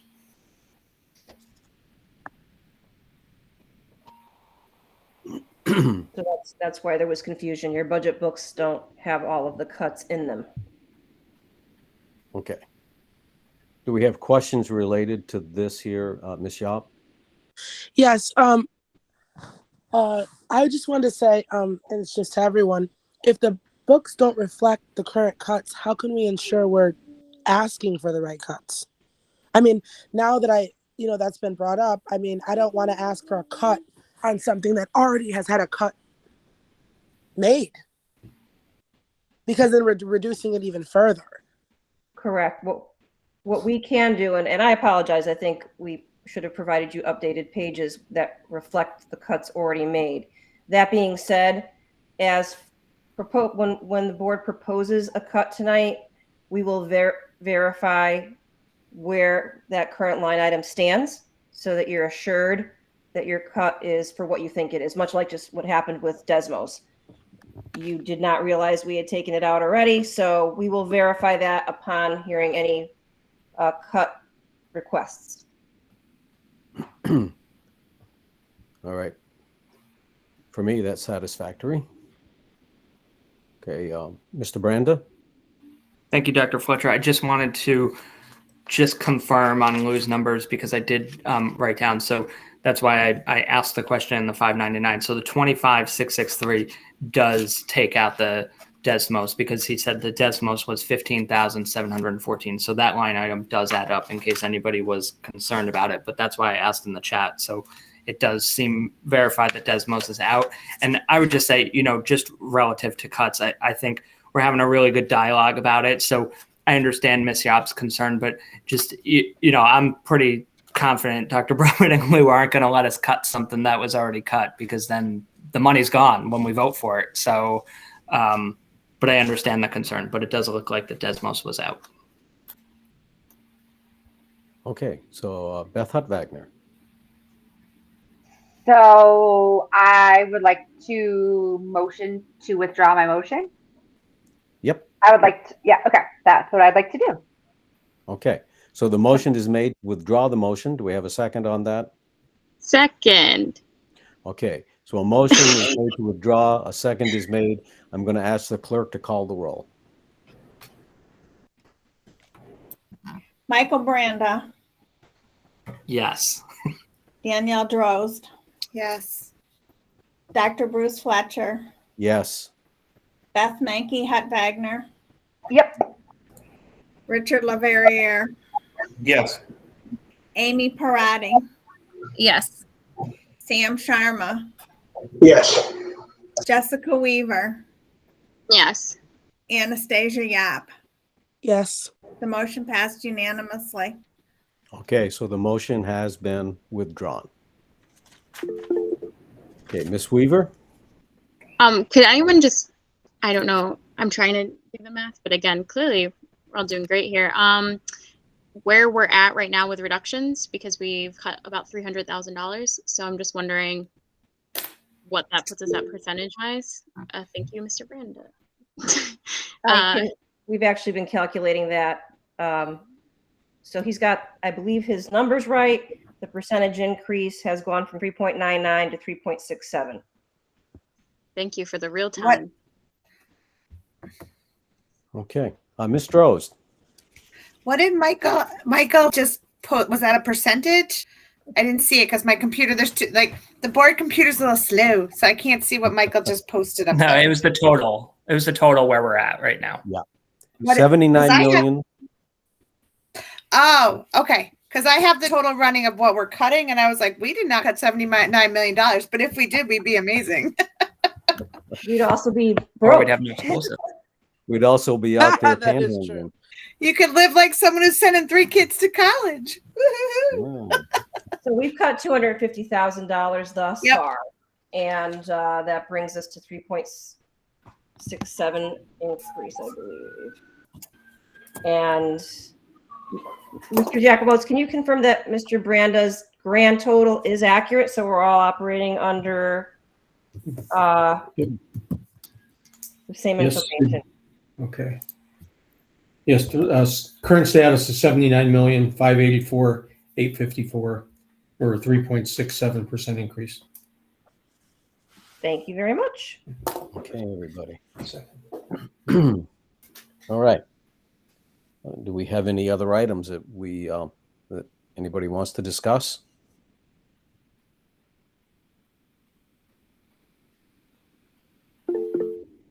Ms. Drozd?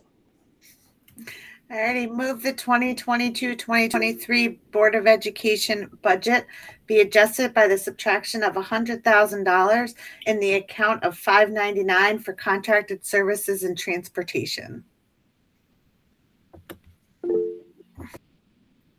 Motion is made. Do we have a second? Second. Okay, motion's made and seconded. It is now open for discussion. Would you like to share information about that, Ms. Drozd? I can. So it's on the line item in the book. It is more than what we asked for last year. So we gave a fluff. Someone had asked, there was somewhere we had gotten that this year, the projected for that account was $875. And that's for special ed transportation out of district.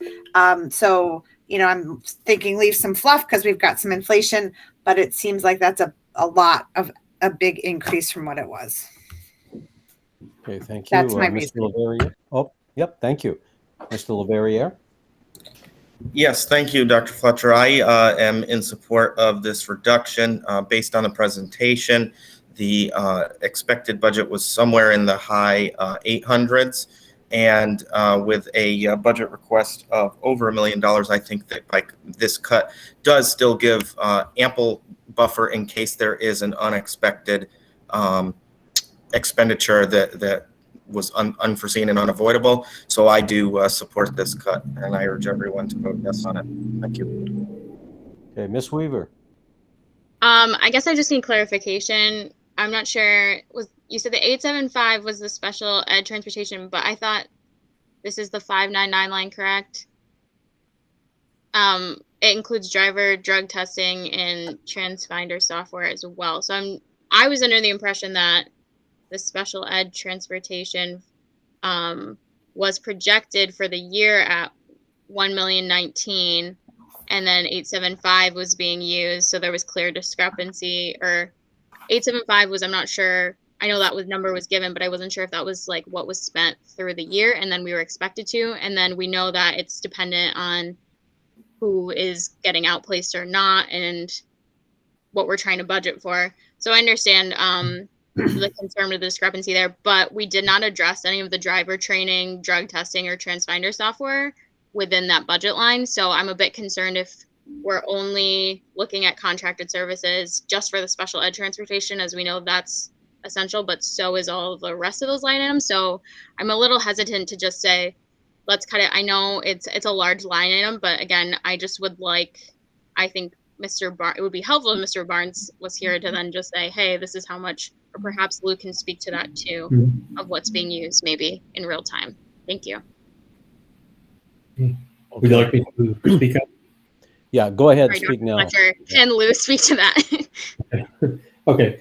Speaking of the three non-special ed transportation items first, Transfinder Software is the routing package we use to map all the kids district-wide for building routes and all the ongoing adjustments that happen every day throughout the community there. There's over, I believe, 3,300 kids who qualify for a ride. So all of them are pinpointed, and the routes are built around the clusters of kids and building all of the stops and the time sequence. And you have the two main parameters of how many seats and how much time, because there's only 30 minutes between the bells at each level of the school. So a route has to be built for like 25 minutes in order to get the kids, and then transition from high school to middle school, and then transition again from middle school to elementary.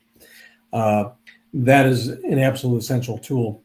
If you took away that, you'd probably need to hire 3 analysts to do handwork. And the benefits of the computer software are just, just tremendous compared to the alternative of doing it the old-fashioned way. So the $16,000 we have for that is just an essential service for the district. The drug testing is required under the state laws for bus drivers, that they have to be subjected to the random testing. So that's not something we can ignore or avoid. That's here. And then they have what they call DVIR books. Every morning when a bus driver starts, first thing they have to do is, do the walk around of the bus, check for defects, check that all the lights are working, all the swing arms are operating properly, and before they can take the bus out on the road. And that is an everyday requirement of a bus driver's activity. That in total between those three things is $29,000. All the rest of the money is outsourced transportation, where we have the 40-odd placements that are there that we have to place all around the state, and transportation requirements daily to bring them to and from school to home and back. The same issues that we face as far as cost escalation for fuels, for repair parts, buying vehicles are just as present for our subcontractors. And in the preliminary discussions Mr. Barnes has had with his key suppliers for this, they're all looking at 20 to 35% increases for next year, just to hold even with what the cost escalation that they're experiencing. So if we're not going to have the financial resources to do this, they will not accept the work from us. There's plenty of other choices for people knocking on their door, and we would be out of compliance with a number of IEPs for students as a result of that in the special ed area. Okay. So next is Mr. Sharma. Hi, Dr. Bruce. Can I ask Lou a question? Please go ahead. Hi, Lou. Can you just tell me like how?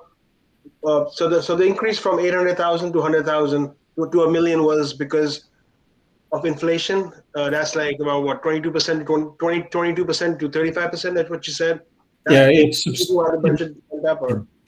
Yeah, 90 to 95% of that is for inflation-related costs. The rest of it is they think they're going to have 2 more outplacements next year that we're going to have to manage from our current roster of kids. So it's roughly like 200,000 that you're budgeting in for inflation, right?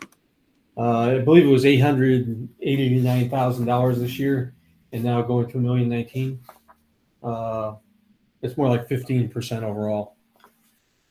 All right, so if we cut 100,000, what could happen? I mean, are we going to be do we risk non-compliance with IEPs, or what, or what if we'll run out of money or something for for repairs, or what could happen?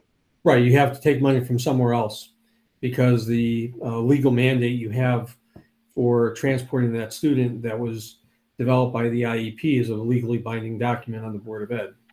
So if we cannot bring a kid to school, we're out of compliance legally. And then you get hauled into special ed court for all of the due process violations and things like that that occurred by not honoring our obligations under the IEP. So how much of a cut would you feel like that you would be comfortable with instead of 100,000? The way Mr. Barnes described it to me, there is not a lot of wiggle room in this account. I would have to talk to him basically placement by placement to see where the circumstances or opportunities are in that. I don't really have the ability to give you a fair answer right here other than guessing. And in just seeing how volatile everything is on pricing, I don't see us really having any opportunities where, especially over the first half of or the next 12 months, where there is going to be a lot of relaxation in inflation pressures. So those are the same business issues everybody is facing in this niche industry. So I don't see our vendors being able to concede on price, even though they're very happy and willing to work with us on a reasonable basis. All right, thanks, Lou. Yeah. All right, so I have a question. I am looking under transportation and line item, the 599, total 599. The appropriated last year was 917,500. Or am I on the wrong page? No, that's correct. Okay, so now you're asking for an increase to $1,048,000, correct? Yes. Which is an increase of $130,500. Yes. And that's related to prices going up, contract prices going up? Is that what you're saying? Correct. Right. The same issues we deal with as far as the cost of vehicles, the cost of repairs, the cost of fuels. Like when you heard Mr. Barnes speak the other night, one of the fuel additives he uses regularly went from $900 a container, which is a big container, to $2,200 in a month and a half. These are some of the realities that they face, and they really don't have an ability to back off that, other than if they don't use fuel additives. And I imagine that'll just result in tougher starts of the vehicle in the wintertime. And I'm not exactly sure of the exact benefits on that, but I know we're using it for a reason. Mm-hmm. Okay. All right. So, Mr. Leverrier, you have a question? Yes, thank you, Dr. Fletcher. May I address Mr. Giacomo, please? Yes, you may. So, Mr. Shakamow, in the budget presentation, because I had brought this up in that, and if I believe you said that there was 42 students utilizing it, and that the cost right now was in the 880s. So my question is, if the cost right now is 880, why do you need that extra over $100,000? The contractual arrangement for those students, most of them were done September or August or September of last year, preparing for the school year before a lot of the real impact on the cost escalation occurred. Every year, these contracts are reestablished, and it's not necessarily the same company will get it next year. They basically bid on them for us, where Mr. Barnes will put out a package of all the routes that he would like covered and in what sequence and configuration or combination of the students, if that's possible. And then the companies that he works with in this niche, and there's only about a half dozen of them that are in Connecticut that do this stuff. He issues the bid request to all of them, and they all respond, and it's a matter of what fits their business model, what they're willing to price it at. And, the price for this year has nothing to do with what the price will be next year. There's no, renewal clause of owning a 2% increase. It's just you're taking the kid for the year, and that's it. It starts all over again in the summer. So just knowing where all these costs are going on fuel prices and the cost of vehicles and stuff is, these are very strong indicators that we should expect a significant increase for next year. Thank you, sir. Okay. All right. And Jessica Weaver. Thank you. Yeah. So I guess I'm just, trying to clarify these line items, because I agree. Like, the sticker shock it's there. But I was looking at this and I'm thinking, okay, so when we had this last budget, it said it was about $20,000 per student we average for that transportation, correct? And so I'm looking at it, and if it's 1,019,000 is for the special ed transportation. If you divide that by 42 students, the average cost is about $24,000. If you add two more, the average cost is about $23,000. If you said it was 20,000 in this year, at about 20%, it looks like that's where you're getting those numbers. And Right. to me, that's where, like, it is. It's like 3,000 students, $3,000 per student is where you're getting the $144,000 increase if we were looking at 875 versus 1,019,000. That's what I'm looking at in terms of discrepancy. So when it looks like a lot, I mean, in terms of inflation, where everyone's feeling it, but if I'm breaking it down by the 42 students that we're servicing, I'm very hesitant to want to make cuts, given that we are potentially servicing two more. And I mean, let's face it, the special ed costs are where it's at, and the transportation costs for the special ed students where it's at. So I'm nervous about making a cut here for the sake of our special ed students. And I know that's not obviously the intention. It's looking at the sticker shock and going, okay, can we really have this much inflation? But to me, it's looking at, this is about $2,000 to $3,000 per 40 students. And the reality is, some of them it may be $40,000, or it may be, less or more, if I'm correct in how that was explained to us last meeting, in terms of how these students are outplaced in the transportation. We have to do that for the full year. I'm not sure, Dr. Fletcher, I can then ask Lou if I'm correct in that. You're substantially correct. I also neglected to mention one other component of the outside contractors are the need to have monitors on the bus, or paraeducators on the bus, to basically maintain decorum while the student is riding to and from school every day. So depending on the requirements of the IEP, those are embedded in the cost we contract from the outsiders as well, because they provide that worker to ride the bus to and from school every day. It's not a Board of Ed employee taking the student, it's employee of the contractor. And we assume those will go up as well. Right. Scarcity of people in willing to do this work. Okay. Thank you. All right. Thank you. Anastasia Yap. Hi. I have a question, Dr. Fletcher. if Yes. this is okay. Before we go any further, I'd like to ask if we can have a list of what has already been reduced, and by how much, so we can cross it off our list. If that's okay.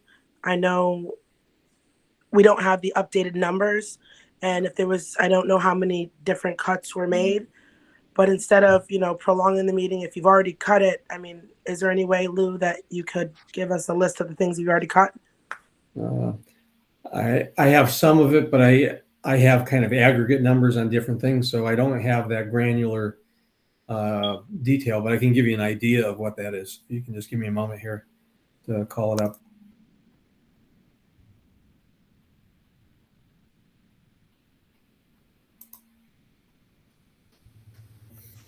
It might end up being easier for us just as we come to each one for him to check it. And if it's already been cut, he can just tell us that item's been cut. That might save us, I think it'll save us time.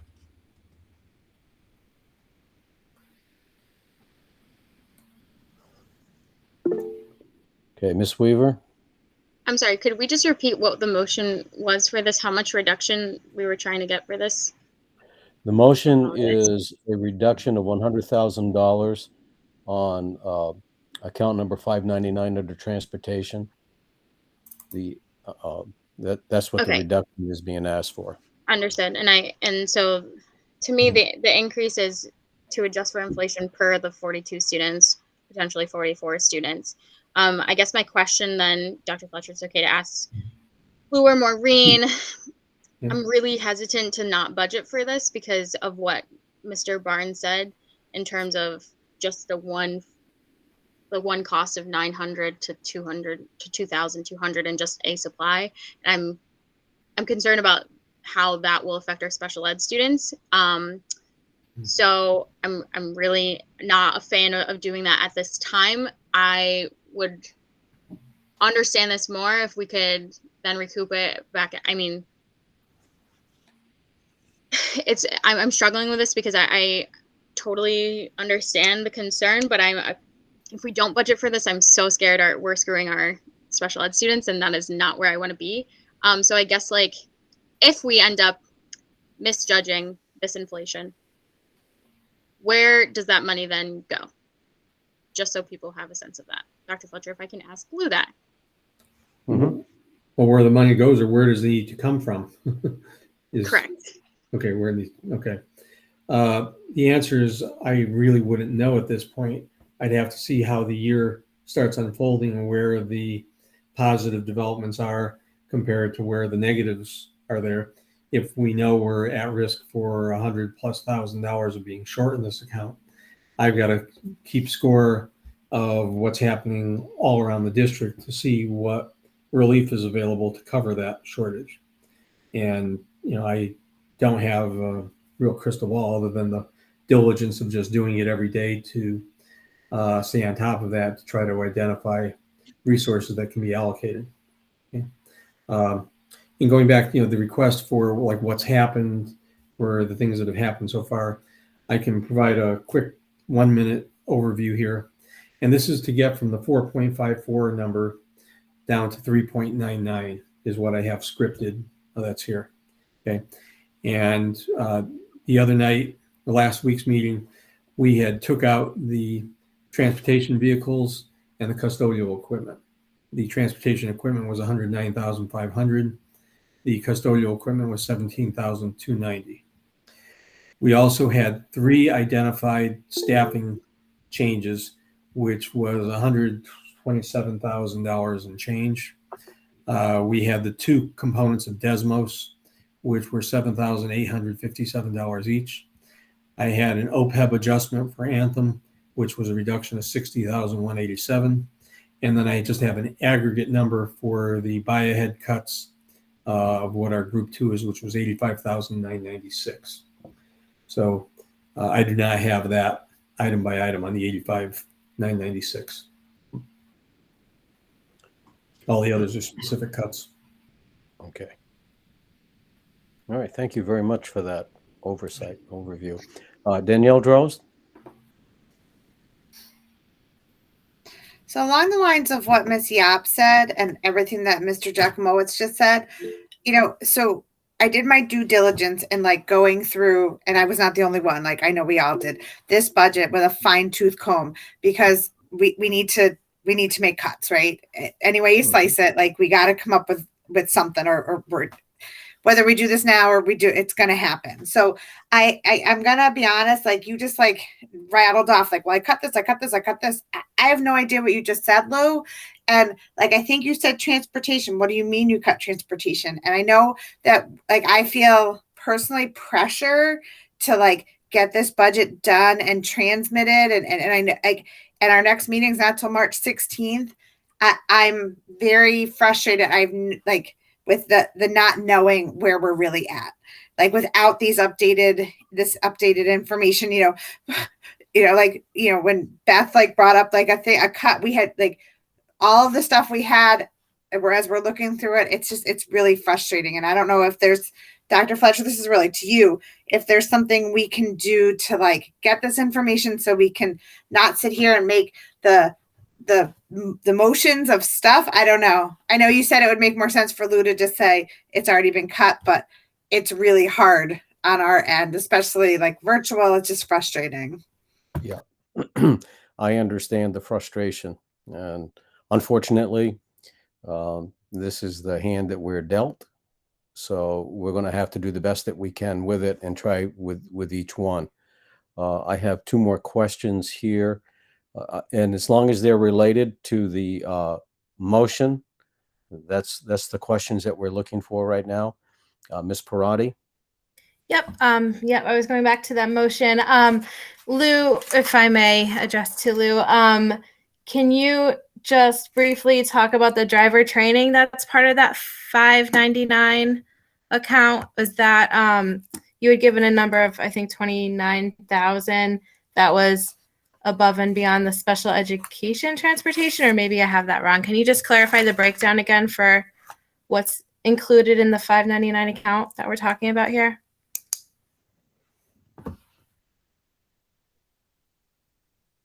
You're on mute. Yeah, you're muted, Mr. Giacomowitz. My apologies. I'm sorry. Okay. On the general administrative side of the 599 account, there's three items. One of them was the Transfinder routing software valued at $16,000. There were the yearly dues, driver history items that we have to track, and what they call the DVIR books, which are the daily inspection reports. There's a $7,000 allotment for that. And then you have the random drug testing that's required for $6,000. So the total of those three items on the administrative side of the transportation budget is $29,000. The rest of the account is made up by the outsourced special ed transportation of $1,019,000. So the combination of both is $1,048,000. Okay, thank you for that. It wasn't exactly on point. My answer wasn't exactly on point to the question. You asked something a little different. You answered my question. Okay. I just wanted to know exactly how much, and I think probably Ms. Weaver kind of alluded to this as well, is that the increase over last year is due to strictly the inflation and the potential for additional special ed students that we have to transport.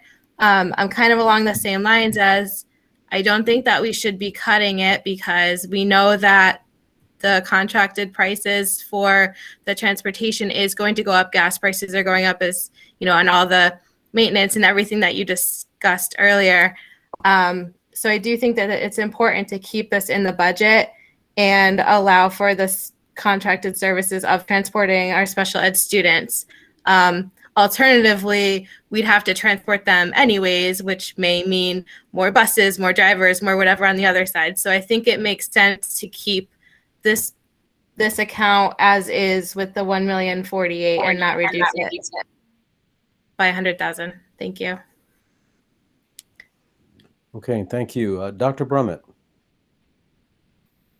Thank you, Dr. Fletcher. I don't know if this would help the conversation, but based on the last comment, is the board, do they have a final figure in mind? Because, you know, we've included a lot of cuts already. We are now down to 3.67. We're below what the DIRG average is for DIRG D in budget request for this year. What does the board feel is a necessary level to get to? Would that help move this conversation along? Okay, that's a very good question, and I don't have any of that information in front of me. Danielle, do you have information on that?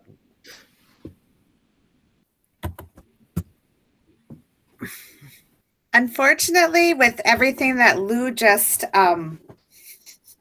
rambled off, I think some of the cuts that we were going to propose have already been made. So like our original, we had come up with a pretty extensive list of cuts that we could make, and they were over $500,000. But as Lou said, like I think some of them on there are not, they've already been cut. So, I don't think we're to the point where we've, it's going to be a tight budget year, and the goal is to absolutely not cut one individual, but we got to make some cuts, and I know that I've shared some things with you, Dr. Brumman, via email. So I don't think it's a final number as much as really making sure that this has been completely vetted.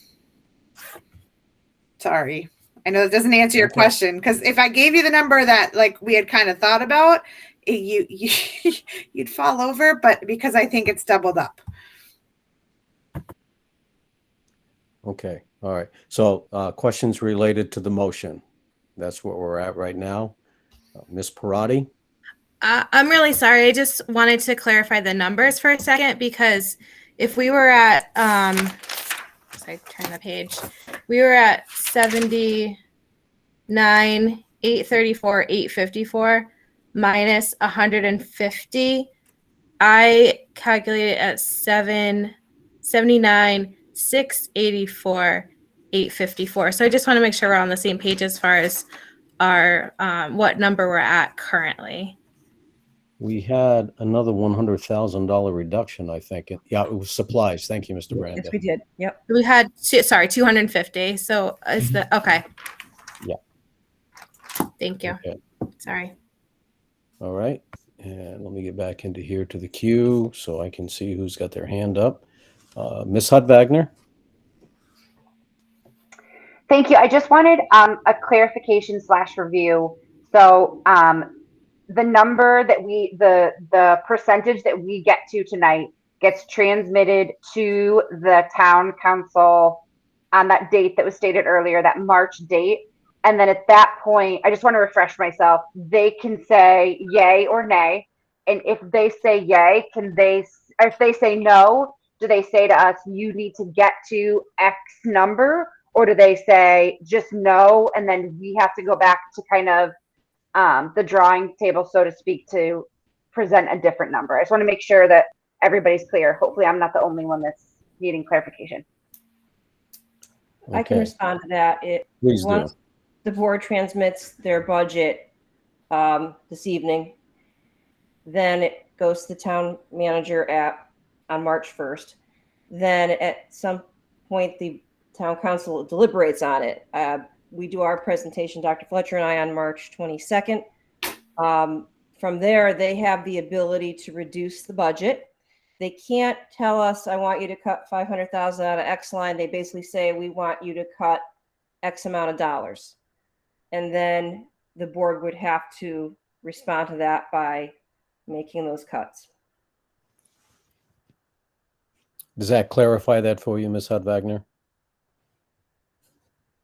So they can say that we have to cut it by X amount, and then we do have to cut it by that amount. That's correct. They have the ultimate decision-making authority about what our allocation is at the end of this process, which, is still a long way off, because then after the presentation that Dr. Fletcher and I make, there are public hearings about the budget. So there are chances for the public to voice an opinion. But at the end of the day, the town council has the ultimate authority to cut our budget or approve it. I mean, that's just basically where they are. That's their function within the town government structure. Okay, thank you. I just wanted to make sure I was super clear. I appreciate that. Okay, Mr. Leverrier.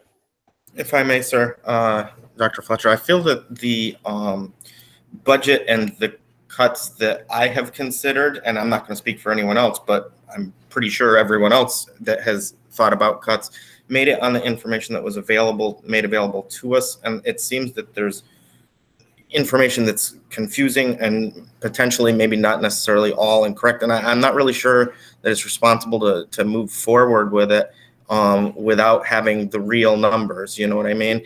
And I feel that with such a large budget, that's something that maybe we should have. Thank you. It's duly noted, but at this point, we can't turn back. We're just going to have to handle this as we go forward, and because I don't want to delay this any longer. Okay, fair enough. And do I still have the floor? Yeah, you do. Okay. Based on the discussion, I still plan to vote yes on this budget cut, even with the inflation cost. I mean, having a 20% increase seems like I don't see that happening, and there is the ability to move funds from other areas. Obviously, that if that is something that is going to result in not meeting mandates, a change will happen to make sure that it's funded as needed. But I think that based on the information as it is right now, I mean, it's too speculative to me to be saying that we need to budget an extra $100,000 plus. I think that the recommendation by Ms. Rose, by her motion, is fair under the totality of these circumstances. Thank you, Dr. Fletcher. All right. Thank you, Mr. Leverrier. Mr. Branda? I just wanted to state that I'm going to be voting no on this because I just with the uncertainty and we just don't know what the future may hold. And we also don't know who's going to move into town, and maybe we'll need these services as well. So I think it's best to have this room. And I think the budget, the thought process behind it was fair. And I don't feel comfortable cutting this line item right now. Thanks. Thank you. Ms. Weaver? Okay, I think we know how I feel, but I'm just going to reiterate too, like, I mean, the whole entire budgeting process is speculative. That's the point. Like, it's going to change, yes, but I mean, working at the treasurer's office, we know there's going to be some Fed hikes. We know the rate hikes are coming, but we don't know when.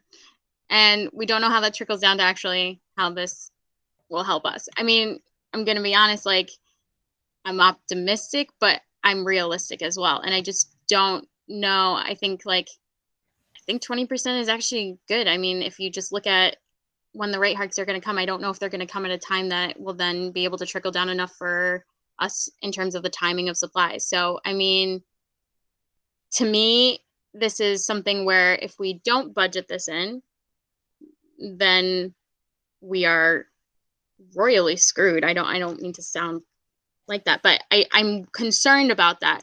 Now, if we do budget it in, and I guess I'm concerned too, like we say we can move all this money around, like the budget has what it has. There's not that much money to move around, it feels like. So I'm just not sure, like, if we have to move it around, where the heck is it coming from? And Mr. Jackamot said he doesn't know. So I guess just like my concern is that, you know, you have to budget responsibly, and the idea of like looking at it, it's like, okay. And I know I think I got criticism for this, for saying like, you know, I trust the experts, but I'm asking Mr. Barnes' opinion about inflation of the current cost of certain supplies relative to transportation items. And it looks like those are going up by 20-30%.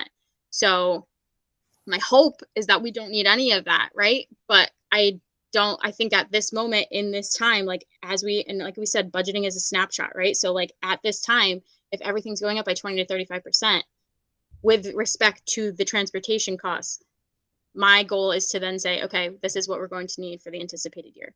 So I guess that's my concern, and that's why I'll be voting no on this, because I think, to me, we need to be able to adjust for it, because if we're not, I'm not sure where we're getting this money from, because it hasn't been stated where we're getting this money from. So that's my statement. Thank you. Okay, thank you. Mr. Sharma? Hi, just a comment. I mean, if you look at the trend in our district, sped is like 16.5%. So the trend is like it's going up, right?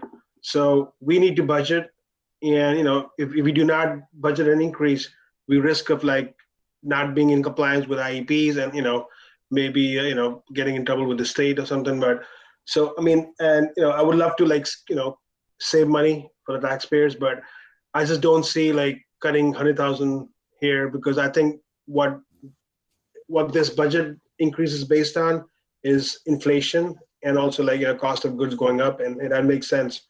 So I mean, if we do not end up using the extra money that we budgeted, we could use that money. We could move that around to some other place. But I don't see me supporting like a budget cutting this by 100,000, especially with sped. We need to follow the trend. Sped's going up. We need to budget, and that's my opinion. Okay, Mr. Branda. I'd like to move the question. Yes. Okay. I'm just in a place where I'm torn right now, because I feel like we're missing information. But when it comes to special education, I am reluctant to make any cuts, because having worked in this field, worked in the schools with special education, I can guarantee you there will be an increase. We seem to be growing. Our district is growing in that. I personally am reluctant to make any cuts on this particular line myself personally. But we do have the question before us, and we've been given the information based on this one. And I know that there's question about other missing information, about things that have been cut that haven't been cut. But we have to deal with each one of those when we come to them on each line. Okay. So I am going to ask the clerk to call the question. Michael Branda, No. Danielle Drozd, Yes. Dr. Bruce Fletcher, I'm a no. Beth Mankey Hutwagner, No. Richard LaVerriere, Yes. Amy Parati, No. Sam Sharma, No. Jessica Weaver, No. Anastasia Yap. Yes. The motion fails. 3-6. Okay.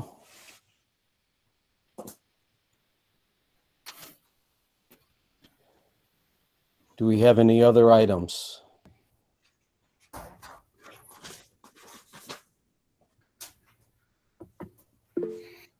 Ms. Rose? Hold on. I have a child who just popped in. Sorry, I had to say goodnight to my 16-year-old. All right, so move the 2022-2023 Board of Education budget be adjusted by the subtraction of $65,000. I think this one's already been cut in the account of 700 new equipment in transportation. Would you repeat that again, please? I'm sorry. I'm trying to write. Sure. The whole thing? Or just the subtraction? The subtraction of $65,000. In the account of 700 new equipment, transportation.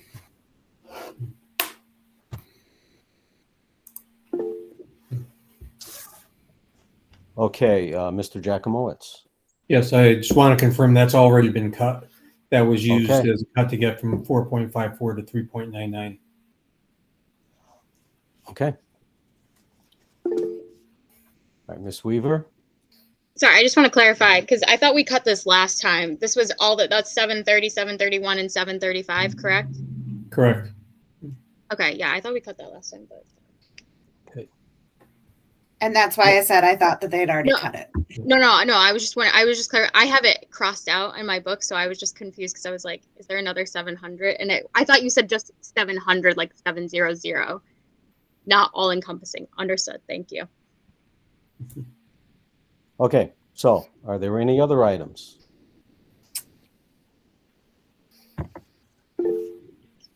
Ms. Rose? All righty. Move the 2022-2023 Board of Education budget be adjusted by the subtraction of $40,000. I think this was already cut to in the account of 735 new equipment. Hold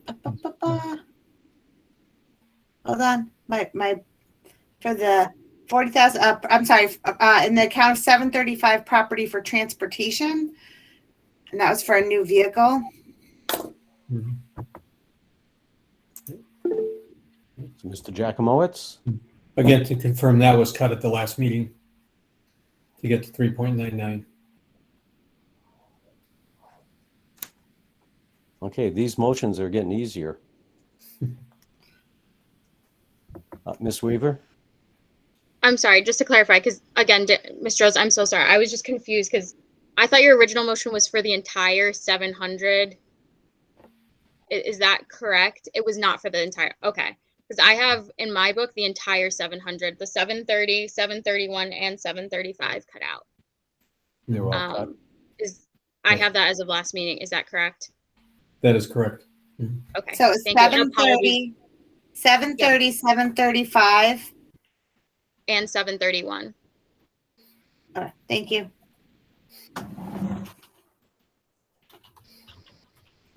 Okay. What about 790? Lou, was 790 cut?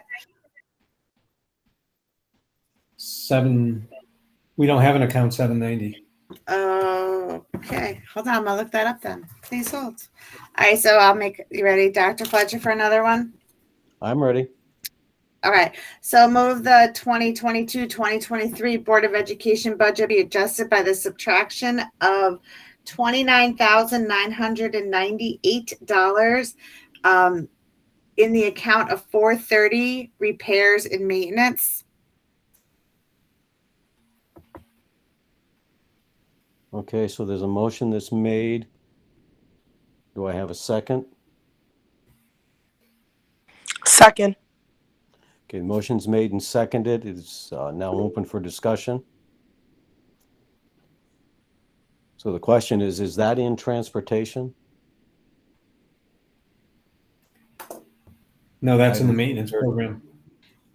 So the reason behind that one goes along with we had approved a big amount of money to move over. It's kind of to piggyback on what Mr. Leverrier had said at the beginning of the meeting. We had transferred a lot of money over, and I think if I'm reading it correctly in the board budget, it seems like that is for repairs of roofs. It says priority 1 field house. Garage. It seemed like it was roofs. It wasn't real clear, and I tried to figure that out. So if it's for roofs, and we're already asking the town for roofs in another way, I just felt like it may be double dipping. I could be wrong, so please feel free to correct me if I'm incorrect in understanding those repairs. Mr. Jacomowitz. And I can respond to that. The $29,998 increase in the repair account is district-wide services for all aspects of building, significant building repairs. When I answered this question in an earlier meeting, the extra money here was earmarked for the spot roof repairs we would need, as well as for additional failures of HVAC components. We're running our ventilation systems so many more hours than we did in the past for COVID-19 ventilation requirements in the building that we're just burning out more motors and needing to have more consistent repairs done because of the age of the equipment. So we felt a small increase in the allocation was necessary to address these concerns. Okay, Ms. Weaver? I guess, can I get further clarification? Because it looks like, I think perhaps is what Ms. Rose is looking at. The increase is for, it says 20, so that's the high school. Yes, Everything else is the same. correct. And then the 30,000 is for 29, whatever, is for the high Combination of school. roof repairs and ventilation equipment repairs, all HVAC things. We're having problems. We're having issues with all different types of HVAC stuff, just from age and the amount of use they're getting these days. Okay, so the 30,000 is for, it's under the high school. Is that Yes. incorrect that it should be under the high school or the district? Well, it's earmarked specifically for the high school, but it's, these are district-wide, things we're addressing. Okay, and that do you think is, because I'm just trying to make sure we're all clear, the 30,000 is for the HVAC specific. Yeah, it's for both Okay. additional roof repairs and ventilation HVAC repairs. Okay. It's all responding to break fix issues. Okay. So when a problem occurs, then we step in and do something about it. And there's not a lot of preventive maintenance that we're able to do these days. Okay, Ms. Rose? So approximately how much of that budget under repairs is for roof repairs? Because assuming we get the approval from the town to get the new roofs, how much of this is roof repairs? The real number of that is, I'm not sure, because this is all basically a break fix reactionary type budget. So wherever the problem occurs first is what gets addressed first. If we're down to $25,000 of resources left and I have an HVAC requirement that's going to take 15,000 of it, we will do it. If we end up having a $20,000 roof repair a month later, we'd have to scramble around and try to cover the shortfall that's there. This is just realization of the frequency of failures, the type of equipment that is failing, and the known condition of the roofs. As an example, we have a roof issue right now over the culinary arts area at the high school in the quarter, where the pricing increase for the repair work is up somewhere around 40% over what the price was last summer for just doing a spot repair. And depending on the type of support we get from the town for a request to re-roof that area, because it is a 38-year-old roof that's there.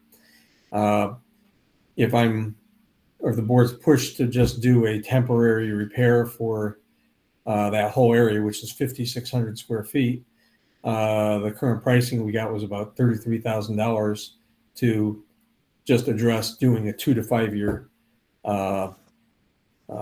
repair job with that kind of longevity, and compared to whatever the cost would be for a full roof repair, which would start at $20 a square foot and probably be even over $25 a square foot at this point. So it'd be $125,000 to $150,000 to do that work. So, and just trying to do repairs and buying time, trying to do the most prudent and appropriate thing based on the circumstances we're faced with really is the deciding factor. It's not really based on the budget resources limit us to how many things we can do, but we have to evaluate the incident and the necessary response to come up with the right solution. So I couldn't give you just an absolute number. It's just 12,000 for HVAC and 18,000 for roof. It's part of the overall package of managing that responsibility and trying to give you a reasonable estimate of what it's going to cost to make that happen.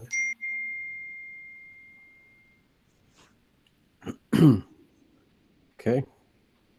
Does that answer the question? Okay, Mr. Branda? I just wanted to state that I can't support this because I believe when we spoke about this during the presentation, I did try to make a point that one of my concerns for the last 4 or 5 years, whatever it's been, has been we constantly focus on priority one, and priority one consistently grows year after year. So I don't feel comfortable shaving anything off of that, especially considering the initial request was so high based on a lot of the needs in our building. So I just don't feel comfortable cutting this line item right now. Thank you. Ms. Parati? Thanks. I'll just echo what Mr. Branda said. I think that at some point it becomes a safety issue, and we don't want people slipping in the hallway because the roof is leaking and we can't fix it. And if we do have to take money from a different place in the budget, then we're taking away supplies or something else that's already been cut. So I also would not support this reduction. Okay, thank you. Danielle Droz? So again, I just want to reiterate that with these proposals, it was going back to what we had last year. So I know that we have of course we all want our schools to be safe and clean, and I think we do a great job with that. But again, we've asked for so much money, and we need to, I cannot emphasize this enough. We asked for, I think it was $1.4 million in the town CIP. So we have to at some point in time say, okay, we have to take into account, we've taken money out of our normal like how we used it in the past. And now we're asking for the taxpayers to pay it a different way. Right. So, that good faith effort that if they're going to start paying for some of those other things, then we can reduce the repair costs, because theoretically we shouldn't have to repair new roofs if we're asking for new roofs. So that's why I like this one. I'm pretty, I don't know. This one, I wavered on the other one, and I was going to vote no. And I was like, like I went back and forth. But this one, like, I just think that we need to be cautious of how much we're asking for in what department. And I feel like this is a double ask. Thank you. Mr. Sharma? I just feel like, I mean, especially the roof, a high school roof is 37 years old. So that's a very old roof. So, I mean, I don't know how it got to that, but we need to budget, and we need to, hopefully replace that roof, get reimbursement from the state. I don't feel comfortable cutting any money that that's going to be used for that purpose, or especially maintenance. I mean, we need to not be penny wise pound full. We need to keep our, it's like living in a home. Like, would you live in a home that has a 37-year-old roof? So safety is number one, and I think I wouldn't be comfortable cutting any money right here. Okay, Ms. Weaver? I don't want to jump in before Maureen, but I understand the concern of being duplicative. And I think the one thing to recognize, and I see we're clearly passionate about this. I see Mr. Leverrier jumping out of his chair. I think it's definitely something, this is facilities, right? So he's passionate, and I definitely see that. I think from the view I have is that the town used to pay so much more, and we used to have more integrated, as we've shown, Dr. Berman has put up that chart multiple times where we had that support, and then now we don't. So, for me, looking at that perspective, I see it as I guess we can ask, is this really duplicative? To me, it doesn't seem duplicative, but we've had to make do. I mean, we literally have no technology in our operating budget. We've had to put it in CIP because of all of this. So, I mean, I think for me, and I understand that concern, I think to me, is it asking a lot? No, because we literally got a 0 last year, and no other school district did in our DIRG. So to me, it's we're not only budgeting for recouping of last year, but also this year. So, I think to put that in perspective, that's just something to keep in mind.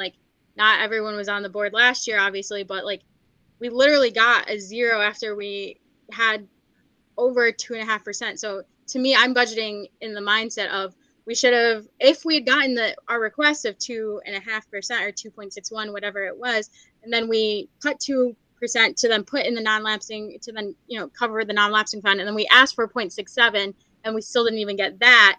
To me, I'm looking at it as we have to budget for both that and this. within this year's budget. So I guess, to me, I guess my question is, perhaps Dr. Fletcher, we can have Lou or Dr. Brummer answer, is this really a duplicative line item? Right. So Dr. Brummett, go ahead. Thank you. That is the tug and the pull of this budget process. The challenge is that we don't know yet what we will get for our capital ask. Certainly, if it's fully funded, then our roof replacements will be accounted for. And I did reach out to the town manager in light of the event center roof. And I said to the town manager, is there any indication that we would get some capital monies? Because that would help us decide, like right here and now, do we repair the event center roof, or do we wait, do a quick fix, knowing that in the summer there'll be more money coming our way. The problem is we just don't know. I haven't heard back. He did indicate he would get back to me. I haven't heard back yet. So that's the tug and the pull. If we get no capital money, then repair money will be extraordinarily important.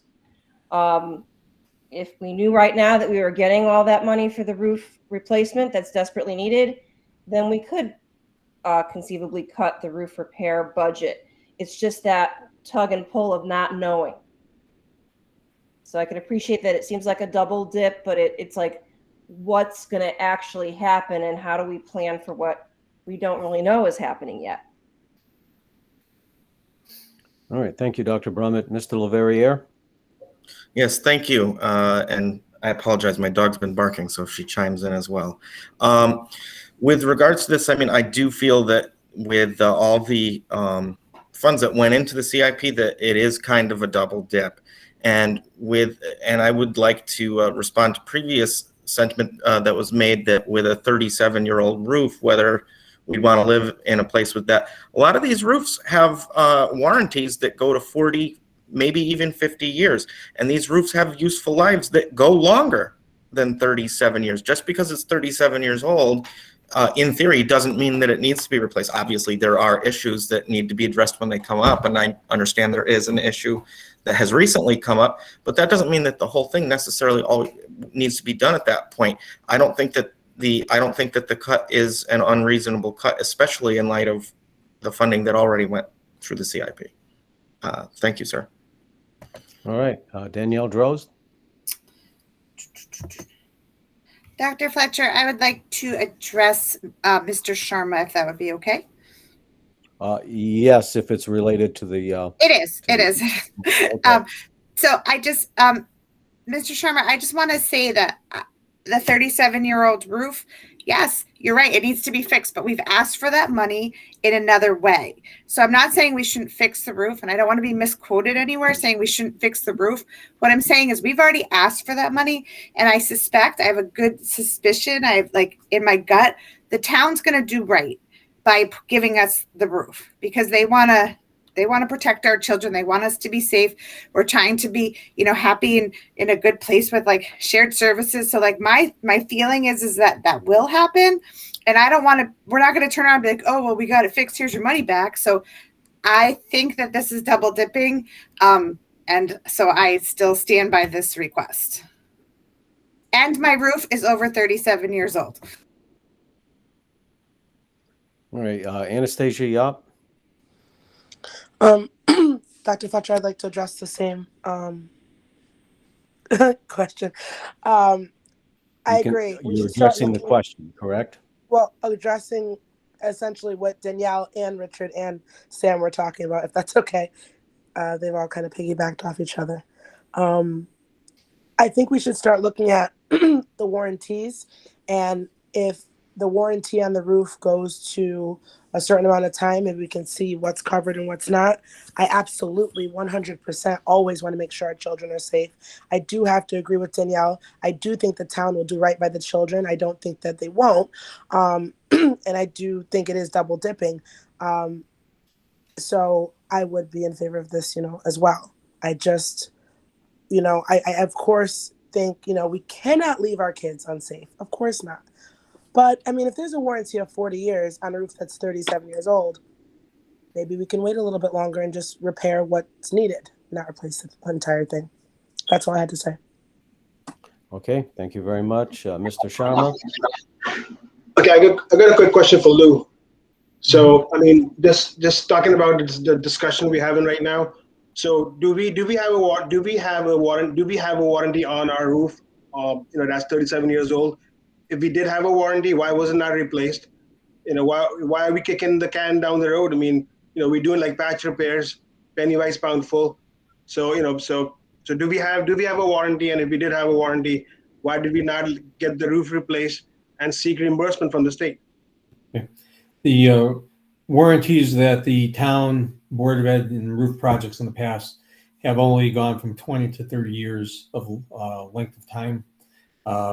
I don't have these documents at my fingertips to go look at. I would have to go back and search the town bidding records back from the mid 1980s if I could find them to determine what is the exact roof warranty that was acquired as part of that bid process. But I know nothing on any of our schools is more than 30. So Lou, wouldn't it be common sense to like get the roof replaced, seek reimbursement from the state, save the town money, right? Or are we just waiting for like an accident to happen? Like, are we waiting for kids to fall, slip, and then sue the school? I mean, no, that's not the objective. The state provides grant opportunities for schools to put a new roof on, where they pay and will contribute the same ratio of construction cost to do that work as if it was a full construction project. And they typically have geared their program around the 20 to 30 year warranty arrangements that are out there. They'll typically only pay 20-year warranties as part of the project cost. So if the town wanted to upgrade and put a 30-year roof on, instead the town would need, or the board would need to pay that cost premium to add 10 years of warranty, which would really be a little better level of construction that was there. In the projects we were trying to do last summer, when we first put it together for trying to get a roof job done last summer, it was put together under the architect's direction to meet all the state requirements where that could go as a reimbursable school construction grant. When that went out for bid, it came back at $500,000 to do about a 9,000 square foot section. And net of the reimbursement, it would have been in the low $200,000 neighborhood net cost to the town. When we asked Mr. Chapman to get involved, he was not in favor of pursuing a school construction grant because the cost benefit wasn't there, in his opinion. And he was proven right by being able to go out and get the two sections we wanted done for approximately $200,000 without the benefit of a grant. Granted, they were not built to the new state standards of what they want for roof pitch and certain attributes in the overall construction, but it was rebuilt to the original specifications, which were okay. Since the town did not ask for grant consideration, they have the right to go and do that. So we really ended up in a cost neutral arrangement for doing that work. It worked out last summer at about $20 a square foot to rebuild roofs, and we did just under 20,000 square feet last year. So that was about $400,000 of total work to do two of the three sections in the northwest corner of the building. To do the rest of the 38-year-old roof that was there, that was about, I want to say 2.2 million at the high school. I think it was around 110,000 square feet that still need to be addressed on the overall building. We only have one problem area right now, and that's the northwest corner, but 38-year-old roofs will become fickle, and we won't necessarily have the ability to pick and choose when that'll happen. We'd have to respond to it. So I know one of the bigger initiatives at the high school and for the other schools that the town manager was trying to promote was doing the re-roofing aggressively and then putting the solar panel systems back on top of the buildings afterwards so that the town could reap the benefit of lower electricity costs. And those would be reasonably significant in today's world. It would be at least a dime a kilowatt hour. All right, Lou. So had we not dropped the ball and had we like pursued, like, had we like changed our roof, because the state doesn't want to reimburse if you wait too long, right? So had we not dropped the ball, had we replaced the roof at the right time and got reimbursement from the state, wouldn't we save more money, more taxpayer money, like on repairs? And repairs, yes. As far as the timing and the support, we know that there was a significant desire to complete the town hall project. So a number of requests were deferred for a couple years behind the needs to complete one big successful project for the town. So now that that's behind us, these needs are emerging as something that needs to happen in the near future. So there's nothing wrong with that. It's just how the town and the board choose to manage the resources, to manage the repairs and requirements of keeping up, on the board side, 800,000 square feet of facilities. All right, thanks, Lou. All right, I see we have a lot of questions left here. Let's try to move through these quickly so that we can move this question. Mr. Branda? Thank you. I'll be quick. I was going to move the question, then a bunch of hands came up. Just in response to some of the sentiments that were shared, I understand we put forth a CIP. We haven't gotten approval on all of that yet, so I just don't feel comfortable in banking on that. If we get those funds by the time that we understand what our CIP is, we'll get this budget back from the town. And if we need to cut 29,998, then we'll have that opportunity to do it. But I'm not comfortable doing it now ahead of all that. Okay, Ms. Weaver? Mr. Brandon kind of took the words out of my mouth. I mean, I'm just going to say too, like, they're having sat on finance and facilities. We met jointly a while back. Like, we were clear that the roof warranties are max like 35. I haven't seen the 40. There's no 80-year warranty on these roofs, and it's not the same as a roof on your home. These are not like the same thing, particularly because they're flat and they're not going to be pitched like that. So I'm just going to say, like, more snow and damage. There was a lot into that. I remember in the finance facilities meetings that we had, like, we went into it, and I appreciated that. But I think it's one of those things where I'm looking at it from the perspective that we don't have a budget snapshot in time at this moment. We don't have guaranteed that, that I don't believe the town has approved all of that, and we don't have the CIP approved yet. If someone can give me clarification on that. So I'm looking at it as we don't have that guaranteed right now. We do. Once the second we get that, I'm okay with this budget cut. But at this time, we do not.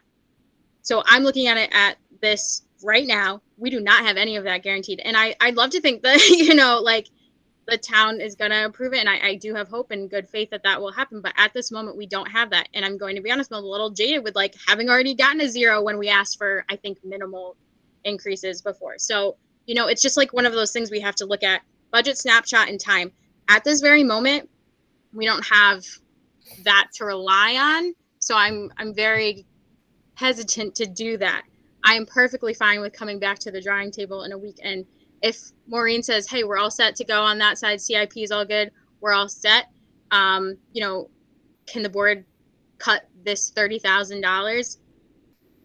29, I'm not sure. It looks like 30,000 to me. I'm not sure. Then I'm absolutely fine with that. But at this very moment, I'm just not comfortable saying that because nothing right now is we're waiting on that. We don't have that guaranteed right now. And I feel like given everything, it could fall through. I'm not in that space right now. So I'm just not comfortable with it at this moment. But I do understand completely the sentiment and agree with that sentiment that, that we could cut this if we had that in hand. Thank you. Okay, Danielle Droz.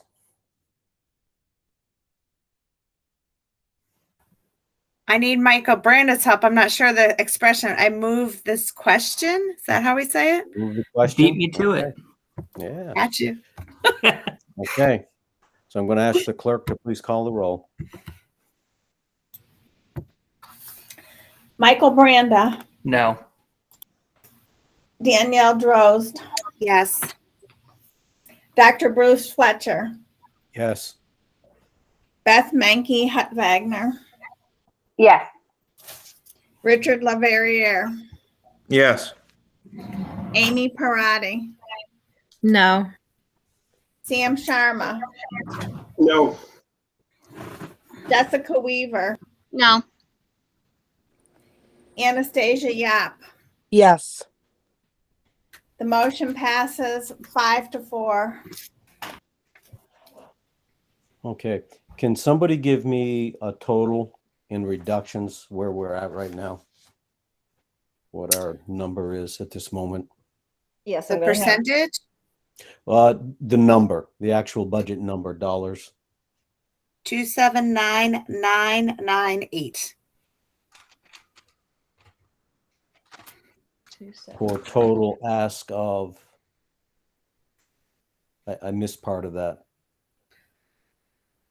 Lou's calculating it, and 79, 554, 856.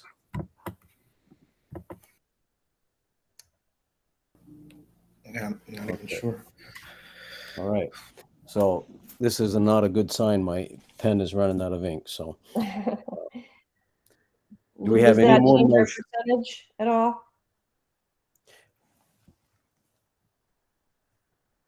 Can we get that calculated there, or do we have any more motions? Oh, my computer's freezing. I'm sorry. 79.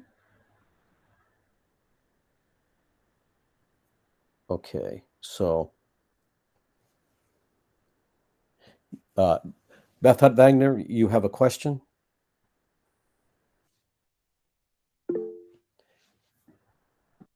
Was my hand up? Oh, I thought you were Sorry. asking a question about handbooks. Oh, yeah. Can I ask a question but not make a motion? Yes, absolutely. Go ahead. Okay, then yes, I do have a question. I wanted to ask about the handbooks, which is under building direction. It is under 895, and the amount is, I believe, $8,580. I just wanted to get clarification on what those handbooks were for, and I hope I said those numbers correctly. I can definitely tell you what they are for. They are student daily planners. So these were across 3 schools. And they were meant for students to kind of keep record of their homework assignments, other reminders. So that is what they are for. Lou, I just want you to confirm whether we've actually already cut those. You're on mute. No, those have not been cut yet. Okay. So those are in the budget still, and they are for 3 schools for the children to have a way of organizing their daily planning. Okay. Okay, Miss Weaver, you have a question? Yes, just to follow up. These are the planners, like this big, and it's also the handbook that we then sign to give back to homeroom. Is that correct? This has all the student and adult policies, so you have to like sign it and give it back. Is that correct? We do the signing off electronically now. Oh my gosh. So high tech now, guys. I had a full paper planner. I appreciated those. I still have my planner, so I'm just gonna say it's a hard, if we have to cut, I'm gonna be a little, it's a personal thing, but like I still keep mine as a thing. It helps my organization, my ADHD, but thank you. Understood. Just clarifying. Okay, does that clarify everybody on that? They seem to be a necessary thing. Okay. Beth Beth had her hand Hutt, hands up. Okay, I'm sorry. It's okay. I actually would like to make a motion just due to the excellent use of Google Classroom and the possibilities there, that the 2022-2023 Board of Education budget be adjusted by the subtraction of $8,580 in account 895 for the handbooks. Second. Okay, motion's made and seconded. Ms. Rose? I know you're going to find this surprising, but I agree with Ms. Wagner. In this day and age, if a teacher uses Google Classroom and they put on there a due date, and then the kids, all they have to do is look at their to-do list and it pops up. It also pops up on their Google Calendar, so a kid can just look at their Google Calendar. We're in a technology age. We spend a lot of money to give our kids Chromebooks. Let's teach them how to use the tools to their advantage. Now, I do know that there's kids out there that have just, their executive functioning is not awesome yet. And for those kids, we can certainly supply them. We can give them a paper copy. There's lots of other ways to teach them how to do that, but to invest that much money when they have this technology tool, and that's really like we're kind of goes along with what we want to do as a district, is prepare them for the next future. I just think that that is a good place to save money. Ms. Wagner, your hand is up. Thank you. Ms. Rose really perfectly said many of my similar thoughts. And I was just going to comment that in a district that I work in, we did move away from them. And we're kind of utilizing digital kind of reminder books and agenda keeping to teach kids that really important digital skill. However, obviously there are some students who do carry, we made accommodations for those students who carry. And I was, just to explain my motion, just looking for a spot to make a small cut that could hopefully make a difference to get us the most stuff.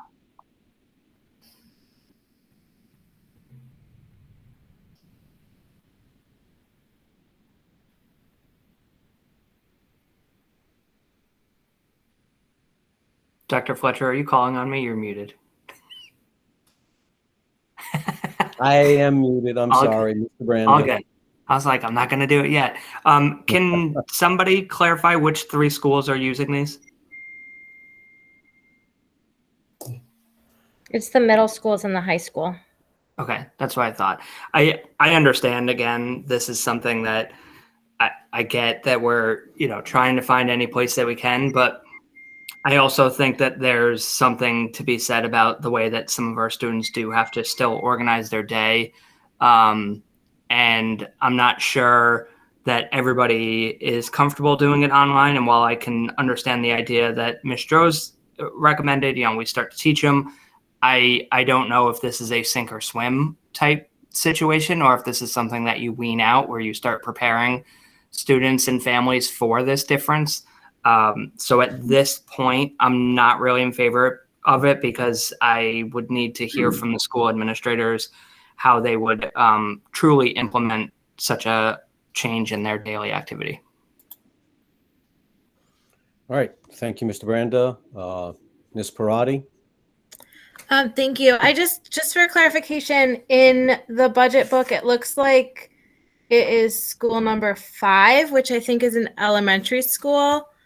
That's budgeted for $660, and then there's only Martin Kellogg in the high school. So is that an error in the book, or is something else going on there? Thank you. That's actually why I just raised my hand, Amy. Thank you. Yeah, that is, I was actually going to comment on what Michael Brandon just said as well. Some of you might have been on the board a few years ago when we actually cut all the planners. And we found exactly what Danielle was speaking to, that some students had a difficult time with just a digital copy. So what you see in the 05 account is for a limited number of students. That's what they have found. In the middle school, that where you're seeing that second one, Amy, that you just spoke to, that is the kind of the same thing. They found that with the transition to middle school and kids going to all different classes, that they needed that. So they were getting that for certain grades and certain kids, kind of like a transition, like what Michael was speaking to. So we have kind of moved away from it to what some of you are saying. I'd have to get more information from the schools as to how many of them are being chosen to be used, and whether that could be a cut that does, still meets the needs of those kids that they're trying to meet the need of. The other thing I would recommend is some of the schools have found other digital ways, other ways to do it. And I think, Danielle, you were hitting on it, that they might be able to share that information with each other and do things a little differently. And thank you. And if I might just add just some personal experience, my second grader got one this year and probably touched it the first week. And my sixth grader, she just carries stuff around in her bag, and I know she's not using it. So I think that as long as the students that need a paper planner or some sort of accommodation are getting them, then cutting some of this out of the budget personally, I think would be okay. But I do know that students are not all like mine, and there are students that might still need it. So I'm not sure like the full $8,580 should be cut, but just making sure that students do have that accommodation and working towards that. Thank you. Okay, thank you. And thank you, Ms. Kraus. Michael Branda?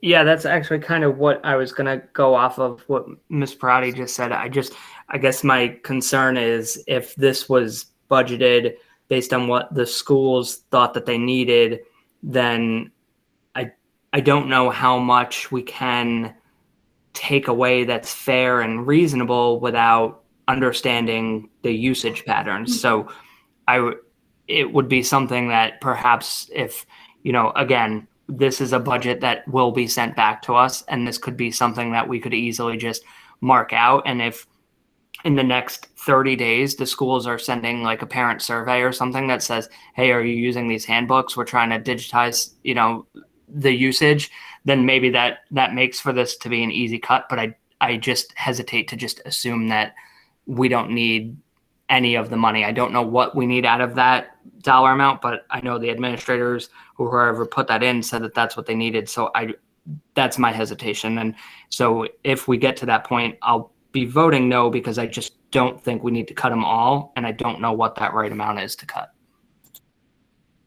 Okay, thank you. Ms. Hutt-Wagner? Okay, so thank you for that information and for the questions that were asked. I think that I don't really feel like I have a comfortable understanding then of what that dollar amount, if that's for a lot of agendas or just a few. So I'm almost inclined to redact my motion until I can have further information because I don't want to take agenda if that was the money assigned for agendas just for the students who did need it as an accommodation.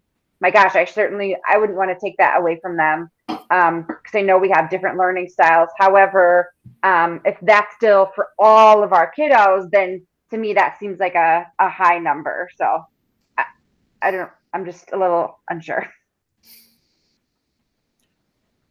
Okay, well, you take a moment and ponder that. Mr. Sharma?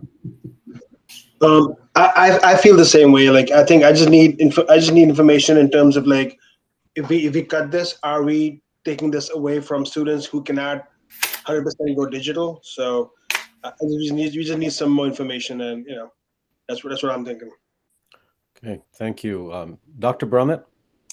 I was just going to ask Lou if he can tell within the budget system whether it looks like this was enough books for the entire school. So for the 3 schools in question, that would be over 1,000. Or does it look like it's just incremental by school? That might help clarify this for the board. Right. For the elementary level one, that was 150 planners for a school of 400 plus kids. So it's clearly not supporting the whole student population. The other 2 are just a bulk price to do the what appear to be the totality. At Martin Kellogg, it's $2,200 is what they had for the price in there. So if you have 600 kids, that's $4 a student planner or whatever the exact function of it is. And at the high school, it was $5,500. So that would be for 1,300 kids. So that would be about $4 a planner as well. presuming it's for everybody. Okay, thank you. Ms. Weaver? Yeah, I just want to echo Ms. Hutwagner because I agree. Like, that's an easy place where we can say, yeah, we don't need them. But like, I mean, I wouldn't have survived high school without one. I'm going to be honest. I hate Google Calendar. I am not a fan of Outlook as much. I know you're looking at me like this Gen Zer, she loves technology. I do not. Completely reject all of it. And I literally have like 10 of these notebooks and write down my literal days out. So, you know, I think it's like one of those things where I'd be like, okay, you know, maybe half or a quarter of high schoolers need it. I don't know like what is the usage, but like I'm gonna tell you, like the type A nerds, like my entire bio class, they definitely use their planners, especially when you have a million AP classes. I guess like also too, I'm just curious why it's one elementary, not like all four getting them. But I understand. I guess I'm just curious too, and have that hesitancy that Ms. Hutwagner has. Like, I agree with her emotion and totally the intent of her motion, and also agree with her concern about the motion. So we're in 100% agreement on that. But I guess like if we could get more info from like usage and like what we think of maybe like if we could cut half like to 4,000, like maybe that would be better at the high school. I think you could like maybe do that, but then we're just getting into like, I mean, you know, that's maybe $2,000. I'm just not sure how impactful this is on our budget. I want it to be impactful enough to say like, okay, we're doing that. And again, I just want to make sure that we all agree, we're all on the same page about meeting our students' needs and getting them the best. So, you know, if we have to cut 1,000 planners, I'm not sure what that does to the overall budget. Like, are we going from 3.63 to 3.61? I don't know. But that's more of where I my head's at right now. Like, I think there are plenty of, like, that's the place where we could cut, but does it do anything to our students and at this time, or is it one of those things that we can revisit, to Mr. Branda's point? Like, I feel like there's a couple of these things we can come back to revisit as, again, Dr. Brummett says, other information comes in. Okay, thank you. Ms. Hutwagner. Okay, so I thought it over, and my decision is that I'm going to rescind this, or make a motion to rescind this motion based on needing more information, and that this very well could come up at our next time to sit and make further deliberations. Okay, so the motion is to withdraw this motion. So Second. I have a second from Jessica Weaver. So I'm just going to call the vote. If the clerk would please call the roll. This is to withdraw the motion. Michael Branda, Yes. Danielle Drozd, Yes.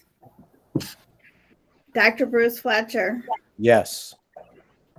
Beth Mankey Hutwagner, Yes. Richard Laverriere, Yes. Amy Parati, Yes. Sam Sharma, Yes. Jessica Weaver, Yes.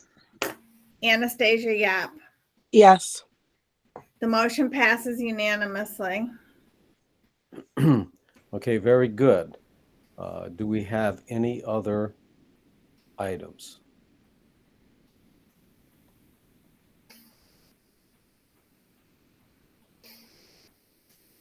Okay, seeing none, I would entertain a motion to call the question on what is the amount that we are at? Right now, you're at 79,554,856. A Is it 856 or 886? 856.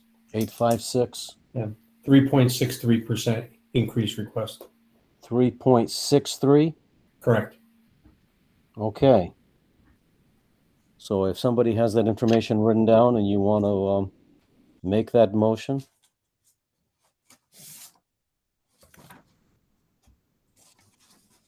I will. Move Okay, the go board ahead. of, thank you. Is it the last one, the transmit budget?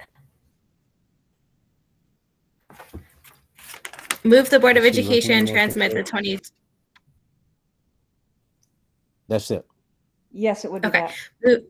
Thank you. I'm sorry, there might be a delay here. Move the Board of Education transmit the 2022-2023 budget to the town manager in the amount of $79,554,856, which represents an increase of 3.63%. Second. Okay, the motion has been made and seconded by Michael Branda. Any further discussion on this?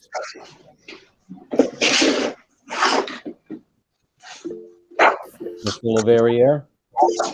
Yes, thank you, Dr. Fletcher. I do feel that the budget as it is right now is too large of a budget increase, and I don't feel that we were able to make enough cuts. Yeah, that's all I have. Thanks. Ms. Weaver? Mr. Sharma, you are not on mute. If you could just mute. Sorry. Thank you. I just want to say, I think this was a really good budget session. I feel like I'm just like sweating right now. And I want to thank particularly Ms. Droz for bringing up a lot of these. I think it's one of those things where, like I said, this is a budget snapshot. To me, this is not where we'll even end up.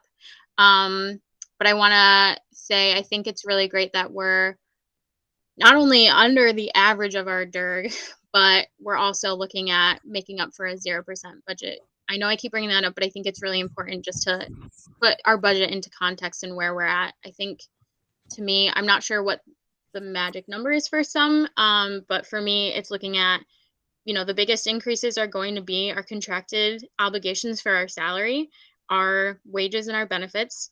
And the rest of it is just kind of like, again, we are making a speculative decision on the expertise of everybody that has presented to us and being like, is this going to be it? And I do anticipate that this might go down further on our end in terms of where we get from the early retirement program. And I said this last year too, like, this is an ever evolving art and science. This will continue to change. But I think it's really, from my perspective, important, one, to thank the administration for putting this together. I mean, I think this is the work that they do. This is a lot of work. I want to thank all the board members for diligently looking through this. I think from my perspective as well, like, there are cuts that perhaps, we anticipated and then they were already put in. So I understand that, there was a little confusion, but I hope everyone is clear now where the cuts were. And if there's not, we can just make sure everyone's clear on that. But I support this increase. I think for me, like I said, the majority of it, if we go back to that basic slide, it's our salaries for our teachers and their benefits, and then making up for the 0% we got last year with our non-lapsing fund and dipping into it. To me, that's really where the bulk of this is. And, I think our teachers have worked their butts off this year, to say it to say it nicely. So, and that includes everybody who's put this budget together. So I just want to say thank you for that effort, because it is appreciated. And I do support this increase. Thank you. Okay, thank you. Dr. Brummett? Thank you, Dr. Fletcher. I just want to reiterate that, and this is in keeping with some of the most recent comments, that, you have my word that as events unfold and we get more information about any other ARIP takers, if I get information about excess cost going up or open choice money reimbursements, if we get any indication that, our, in any way, shape, or form that we can reduce this budget further, we will have that opportunity at the March meeting, which is before the presentation to the town council. So, just because decisions are being made tonight does not mean that there won't be further adjustments. And, the board has my word that I will keep them fully informed of any opportunities that arise, much like I did last year. Thank you, Dr. Brummett. Mr. Sharma? Hi, I just want to thank Maureen and Lou for patiently answering all our questions, and just my opinion on this budget. I mean, it's a budget that's based on needs. About 2.7% is wages and salaries that are contracted that are not negotiable. So and then in terms of like last year we got a 0%. We ended up using 2 million from the non-lapsing fund. So I mean, and I just I hope we get I support this increase, and I hope we get this from the town council. But thanks a lot. Okay, thank you very much. So the motion on the table is to move the Board of Education transmit the 2022-2023 budget to the town manager in the amount of $79,554,856, which represents an increase of 3.63%. I'm going to ask the clerk to please call the roll. Michael Branda, Yes. Danielle Drozd,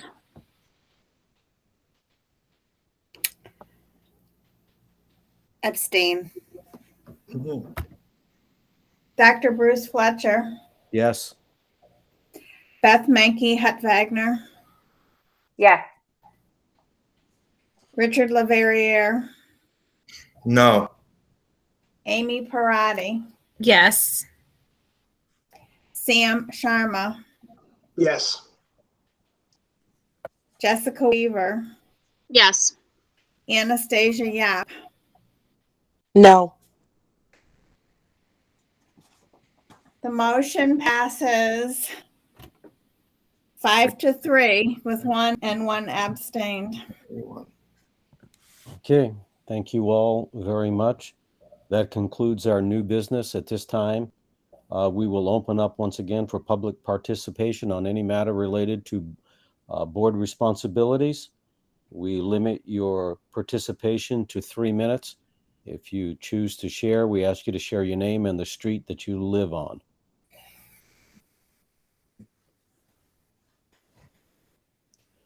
All right, and I will wait just a moment longer.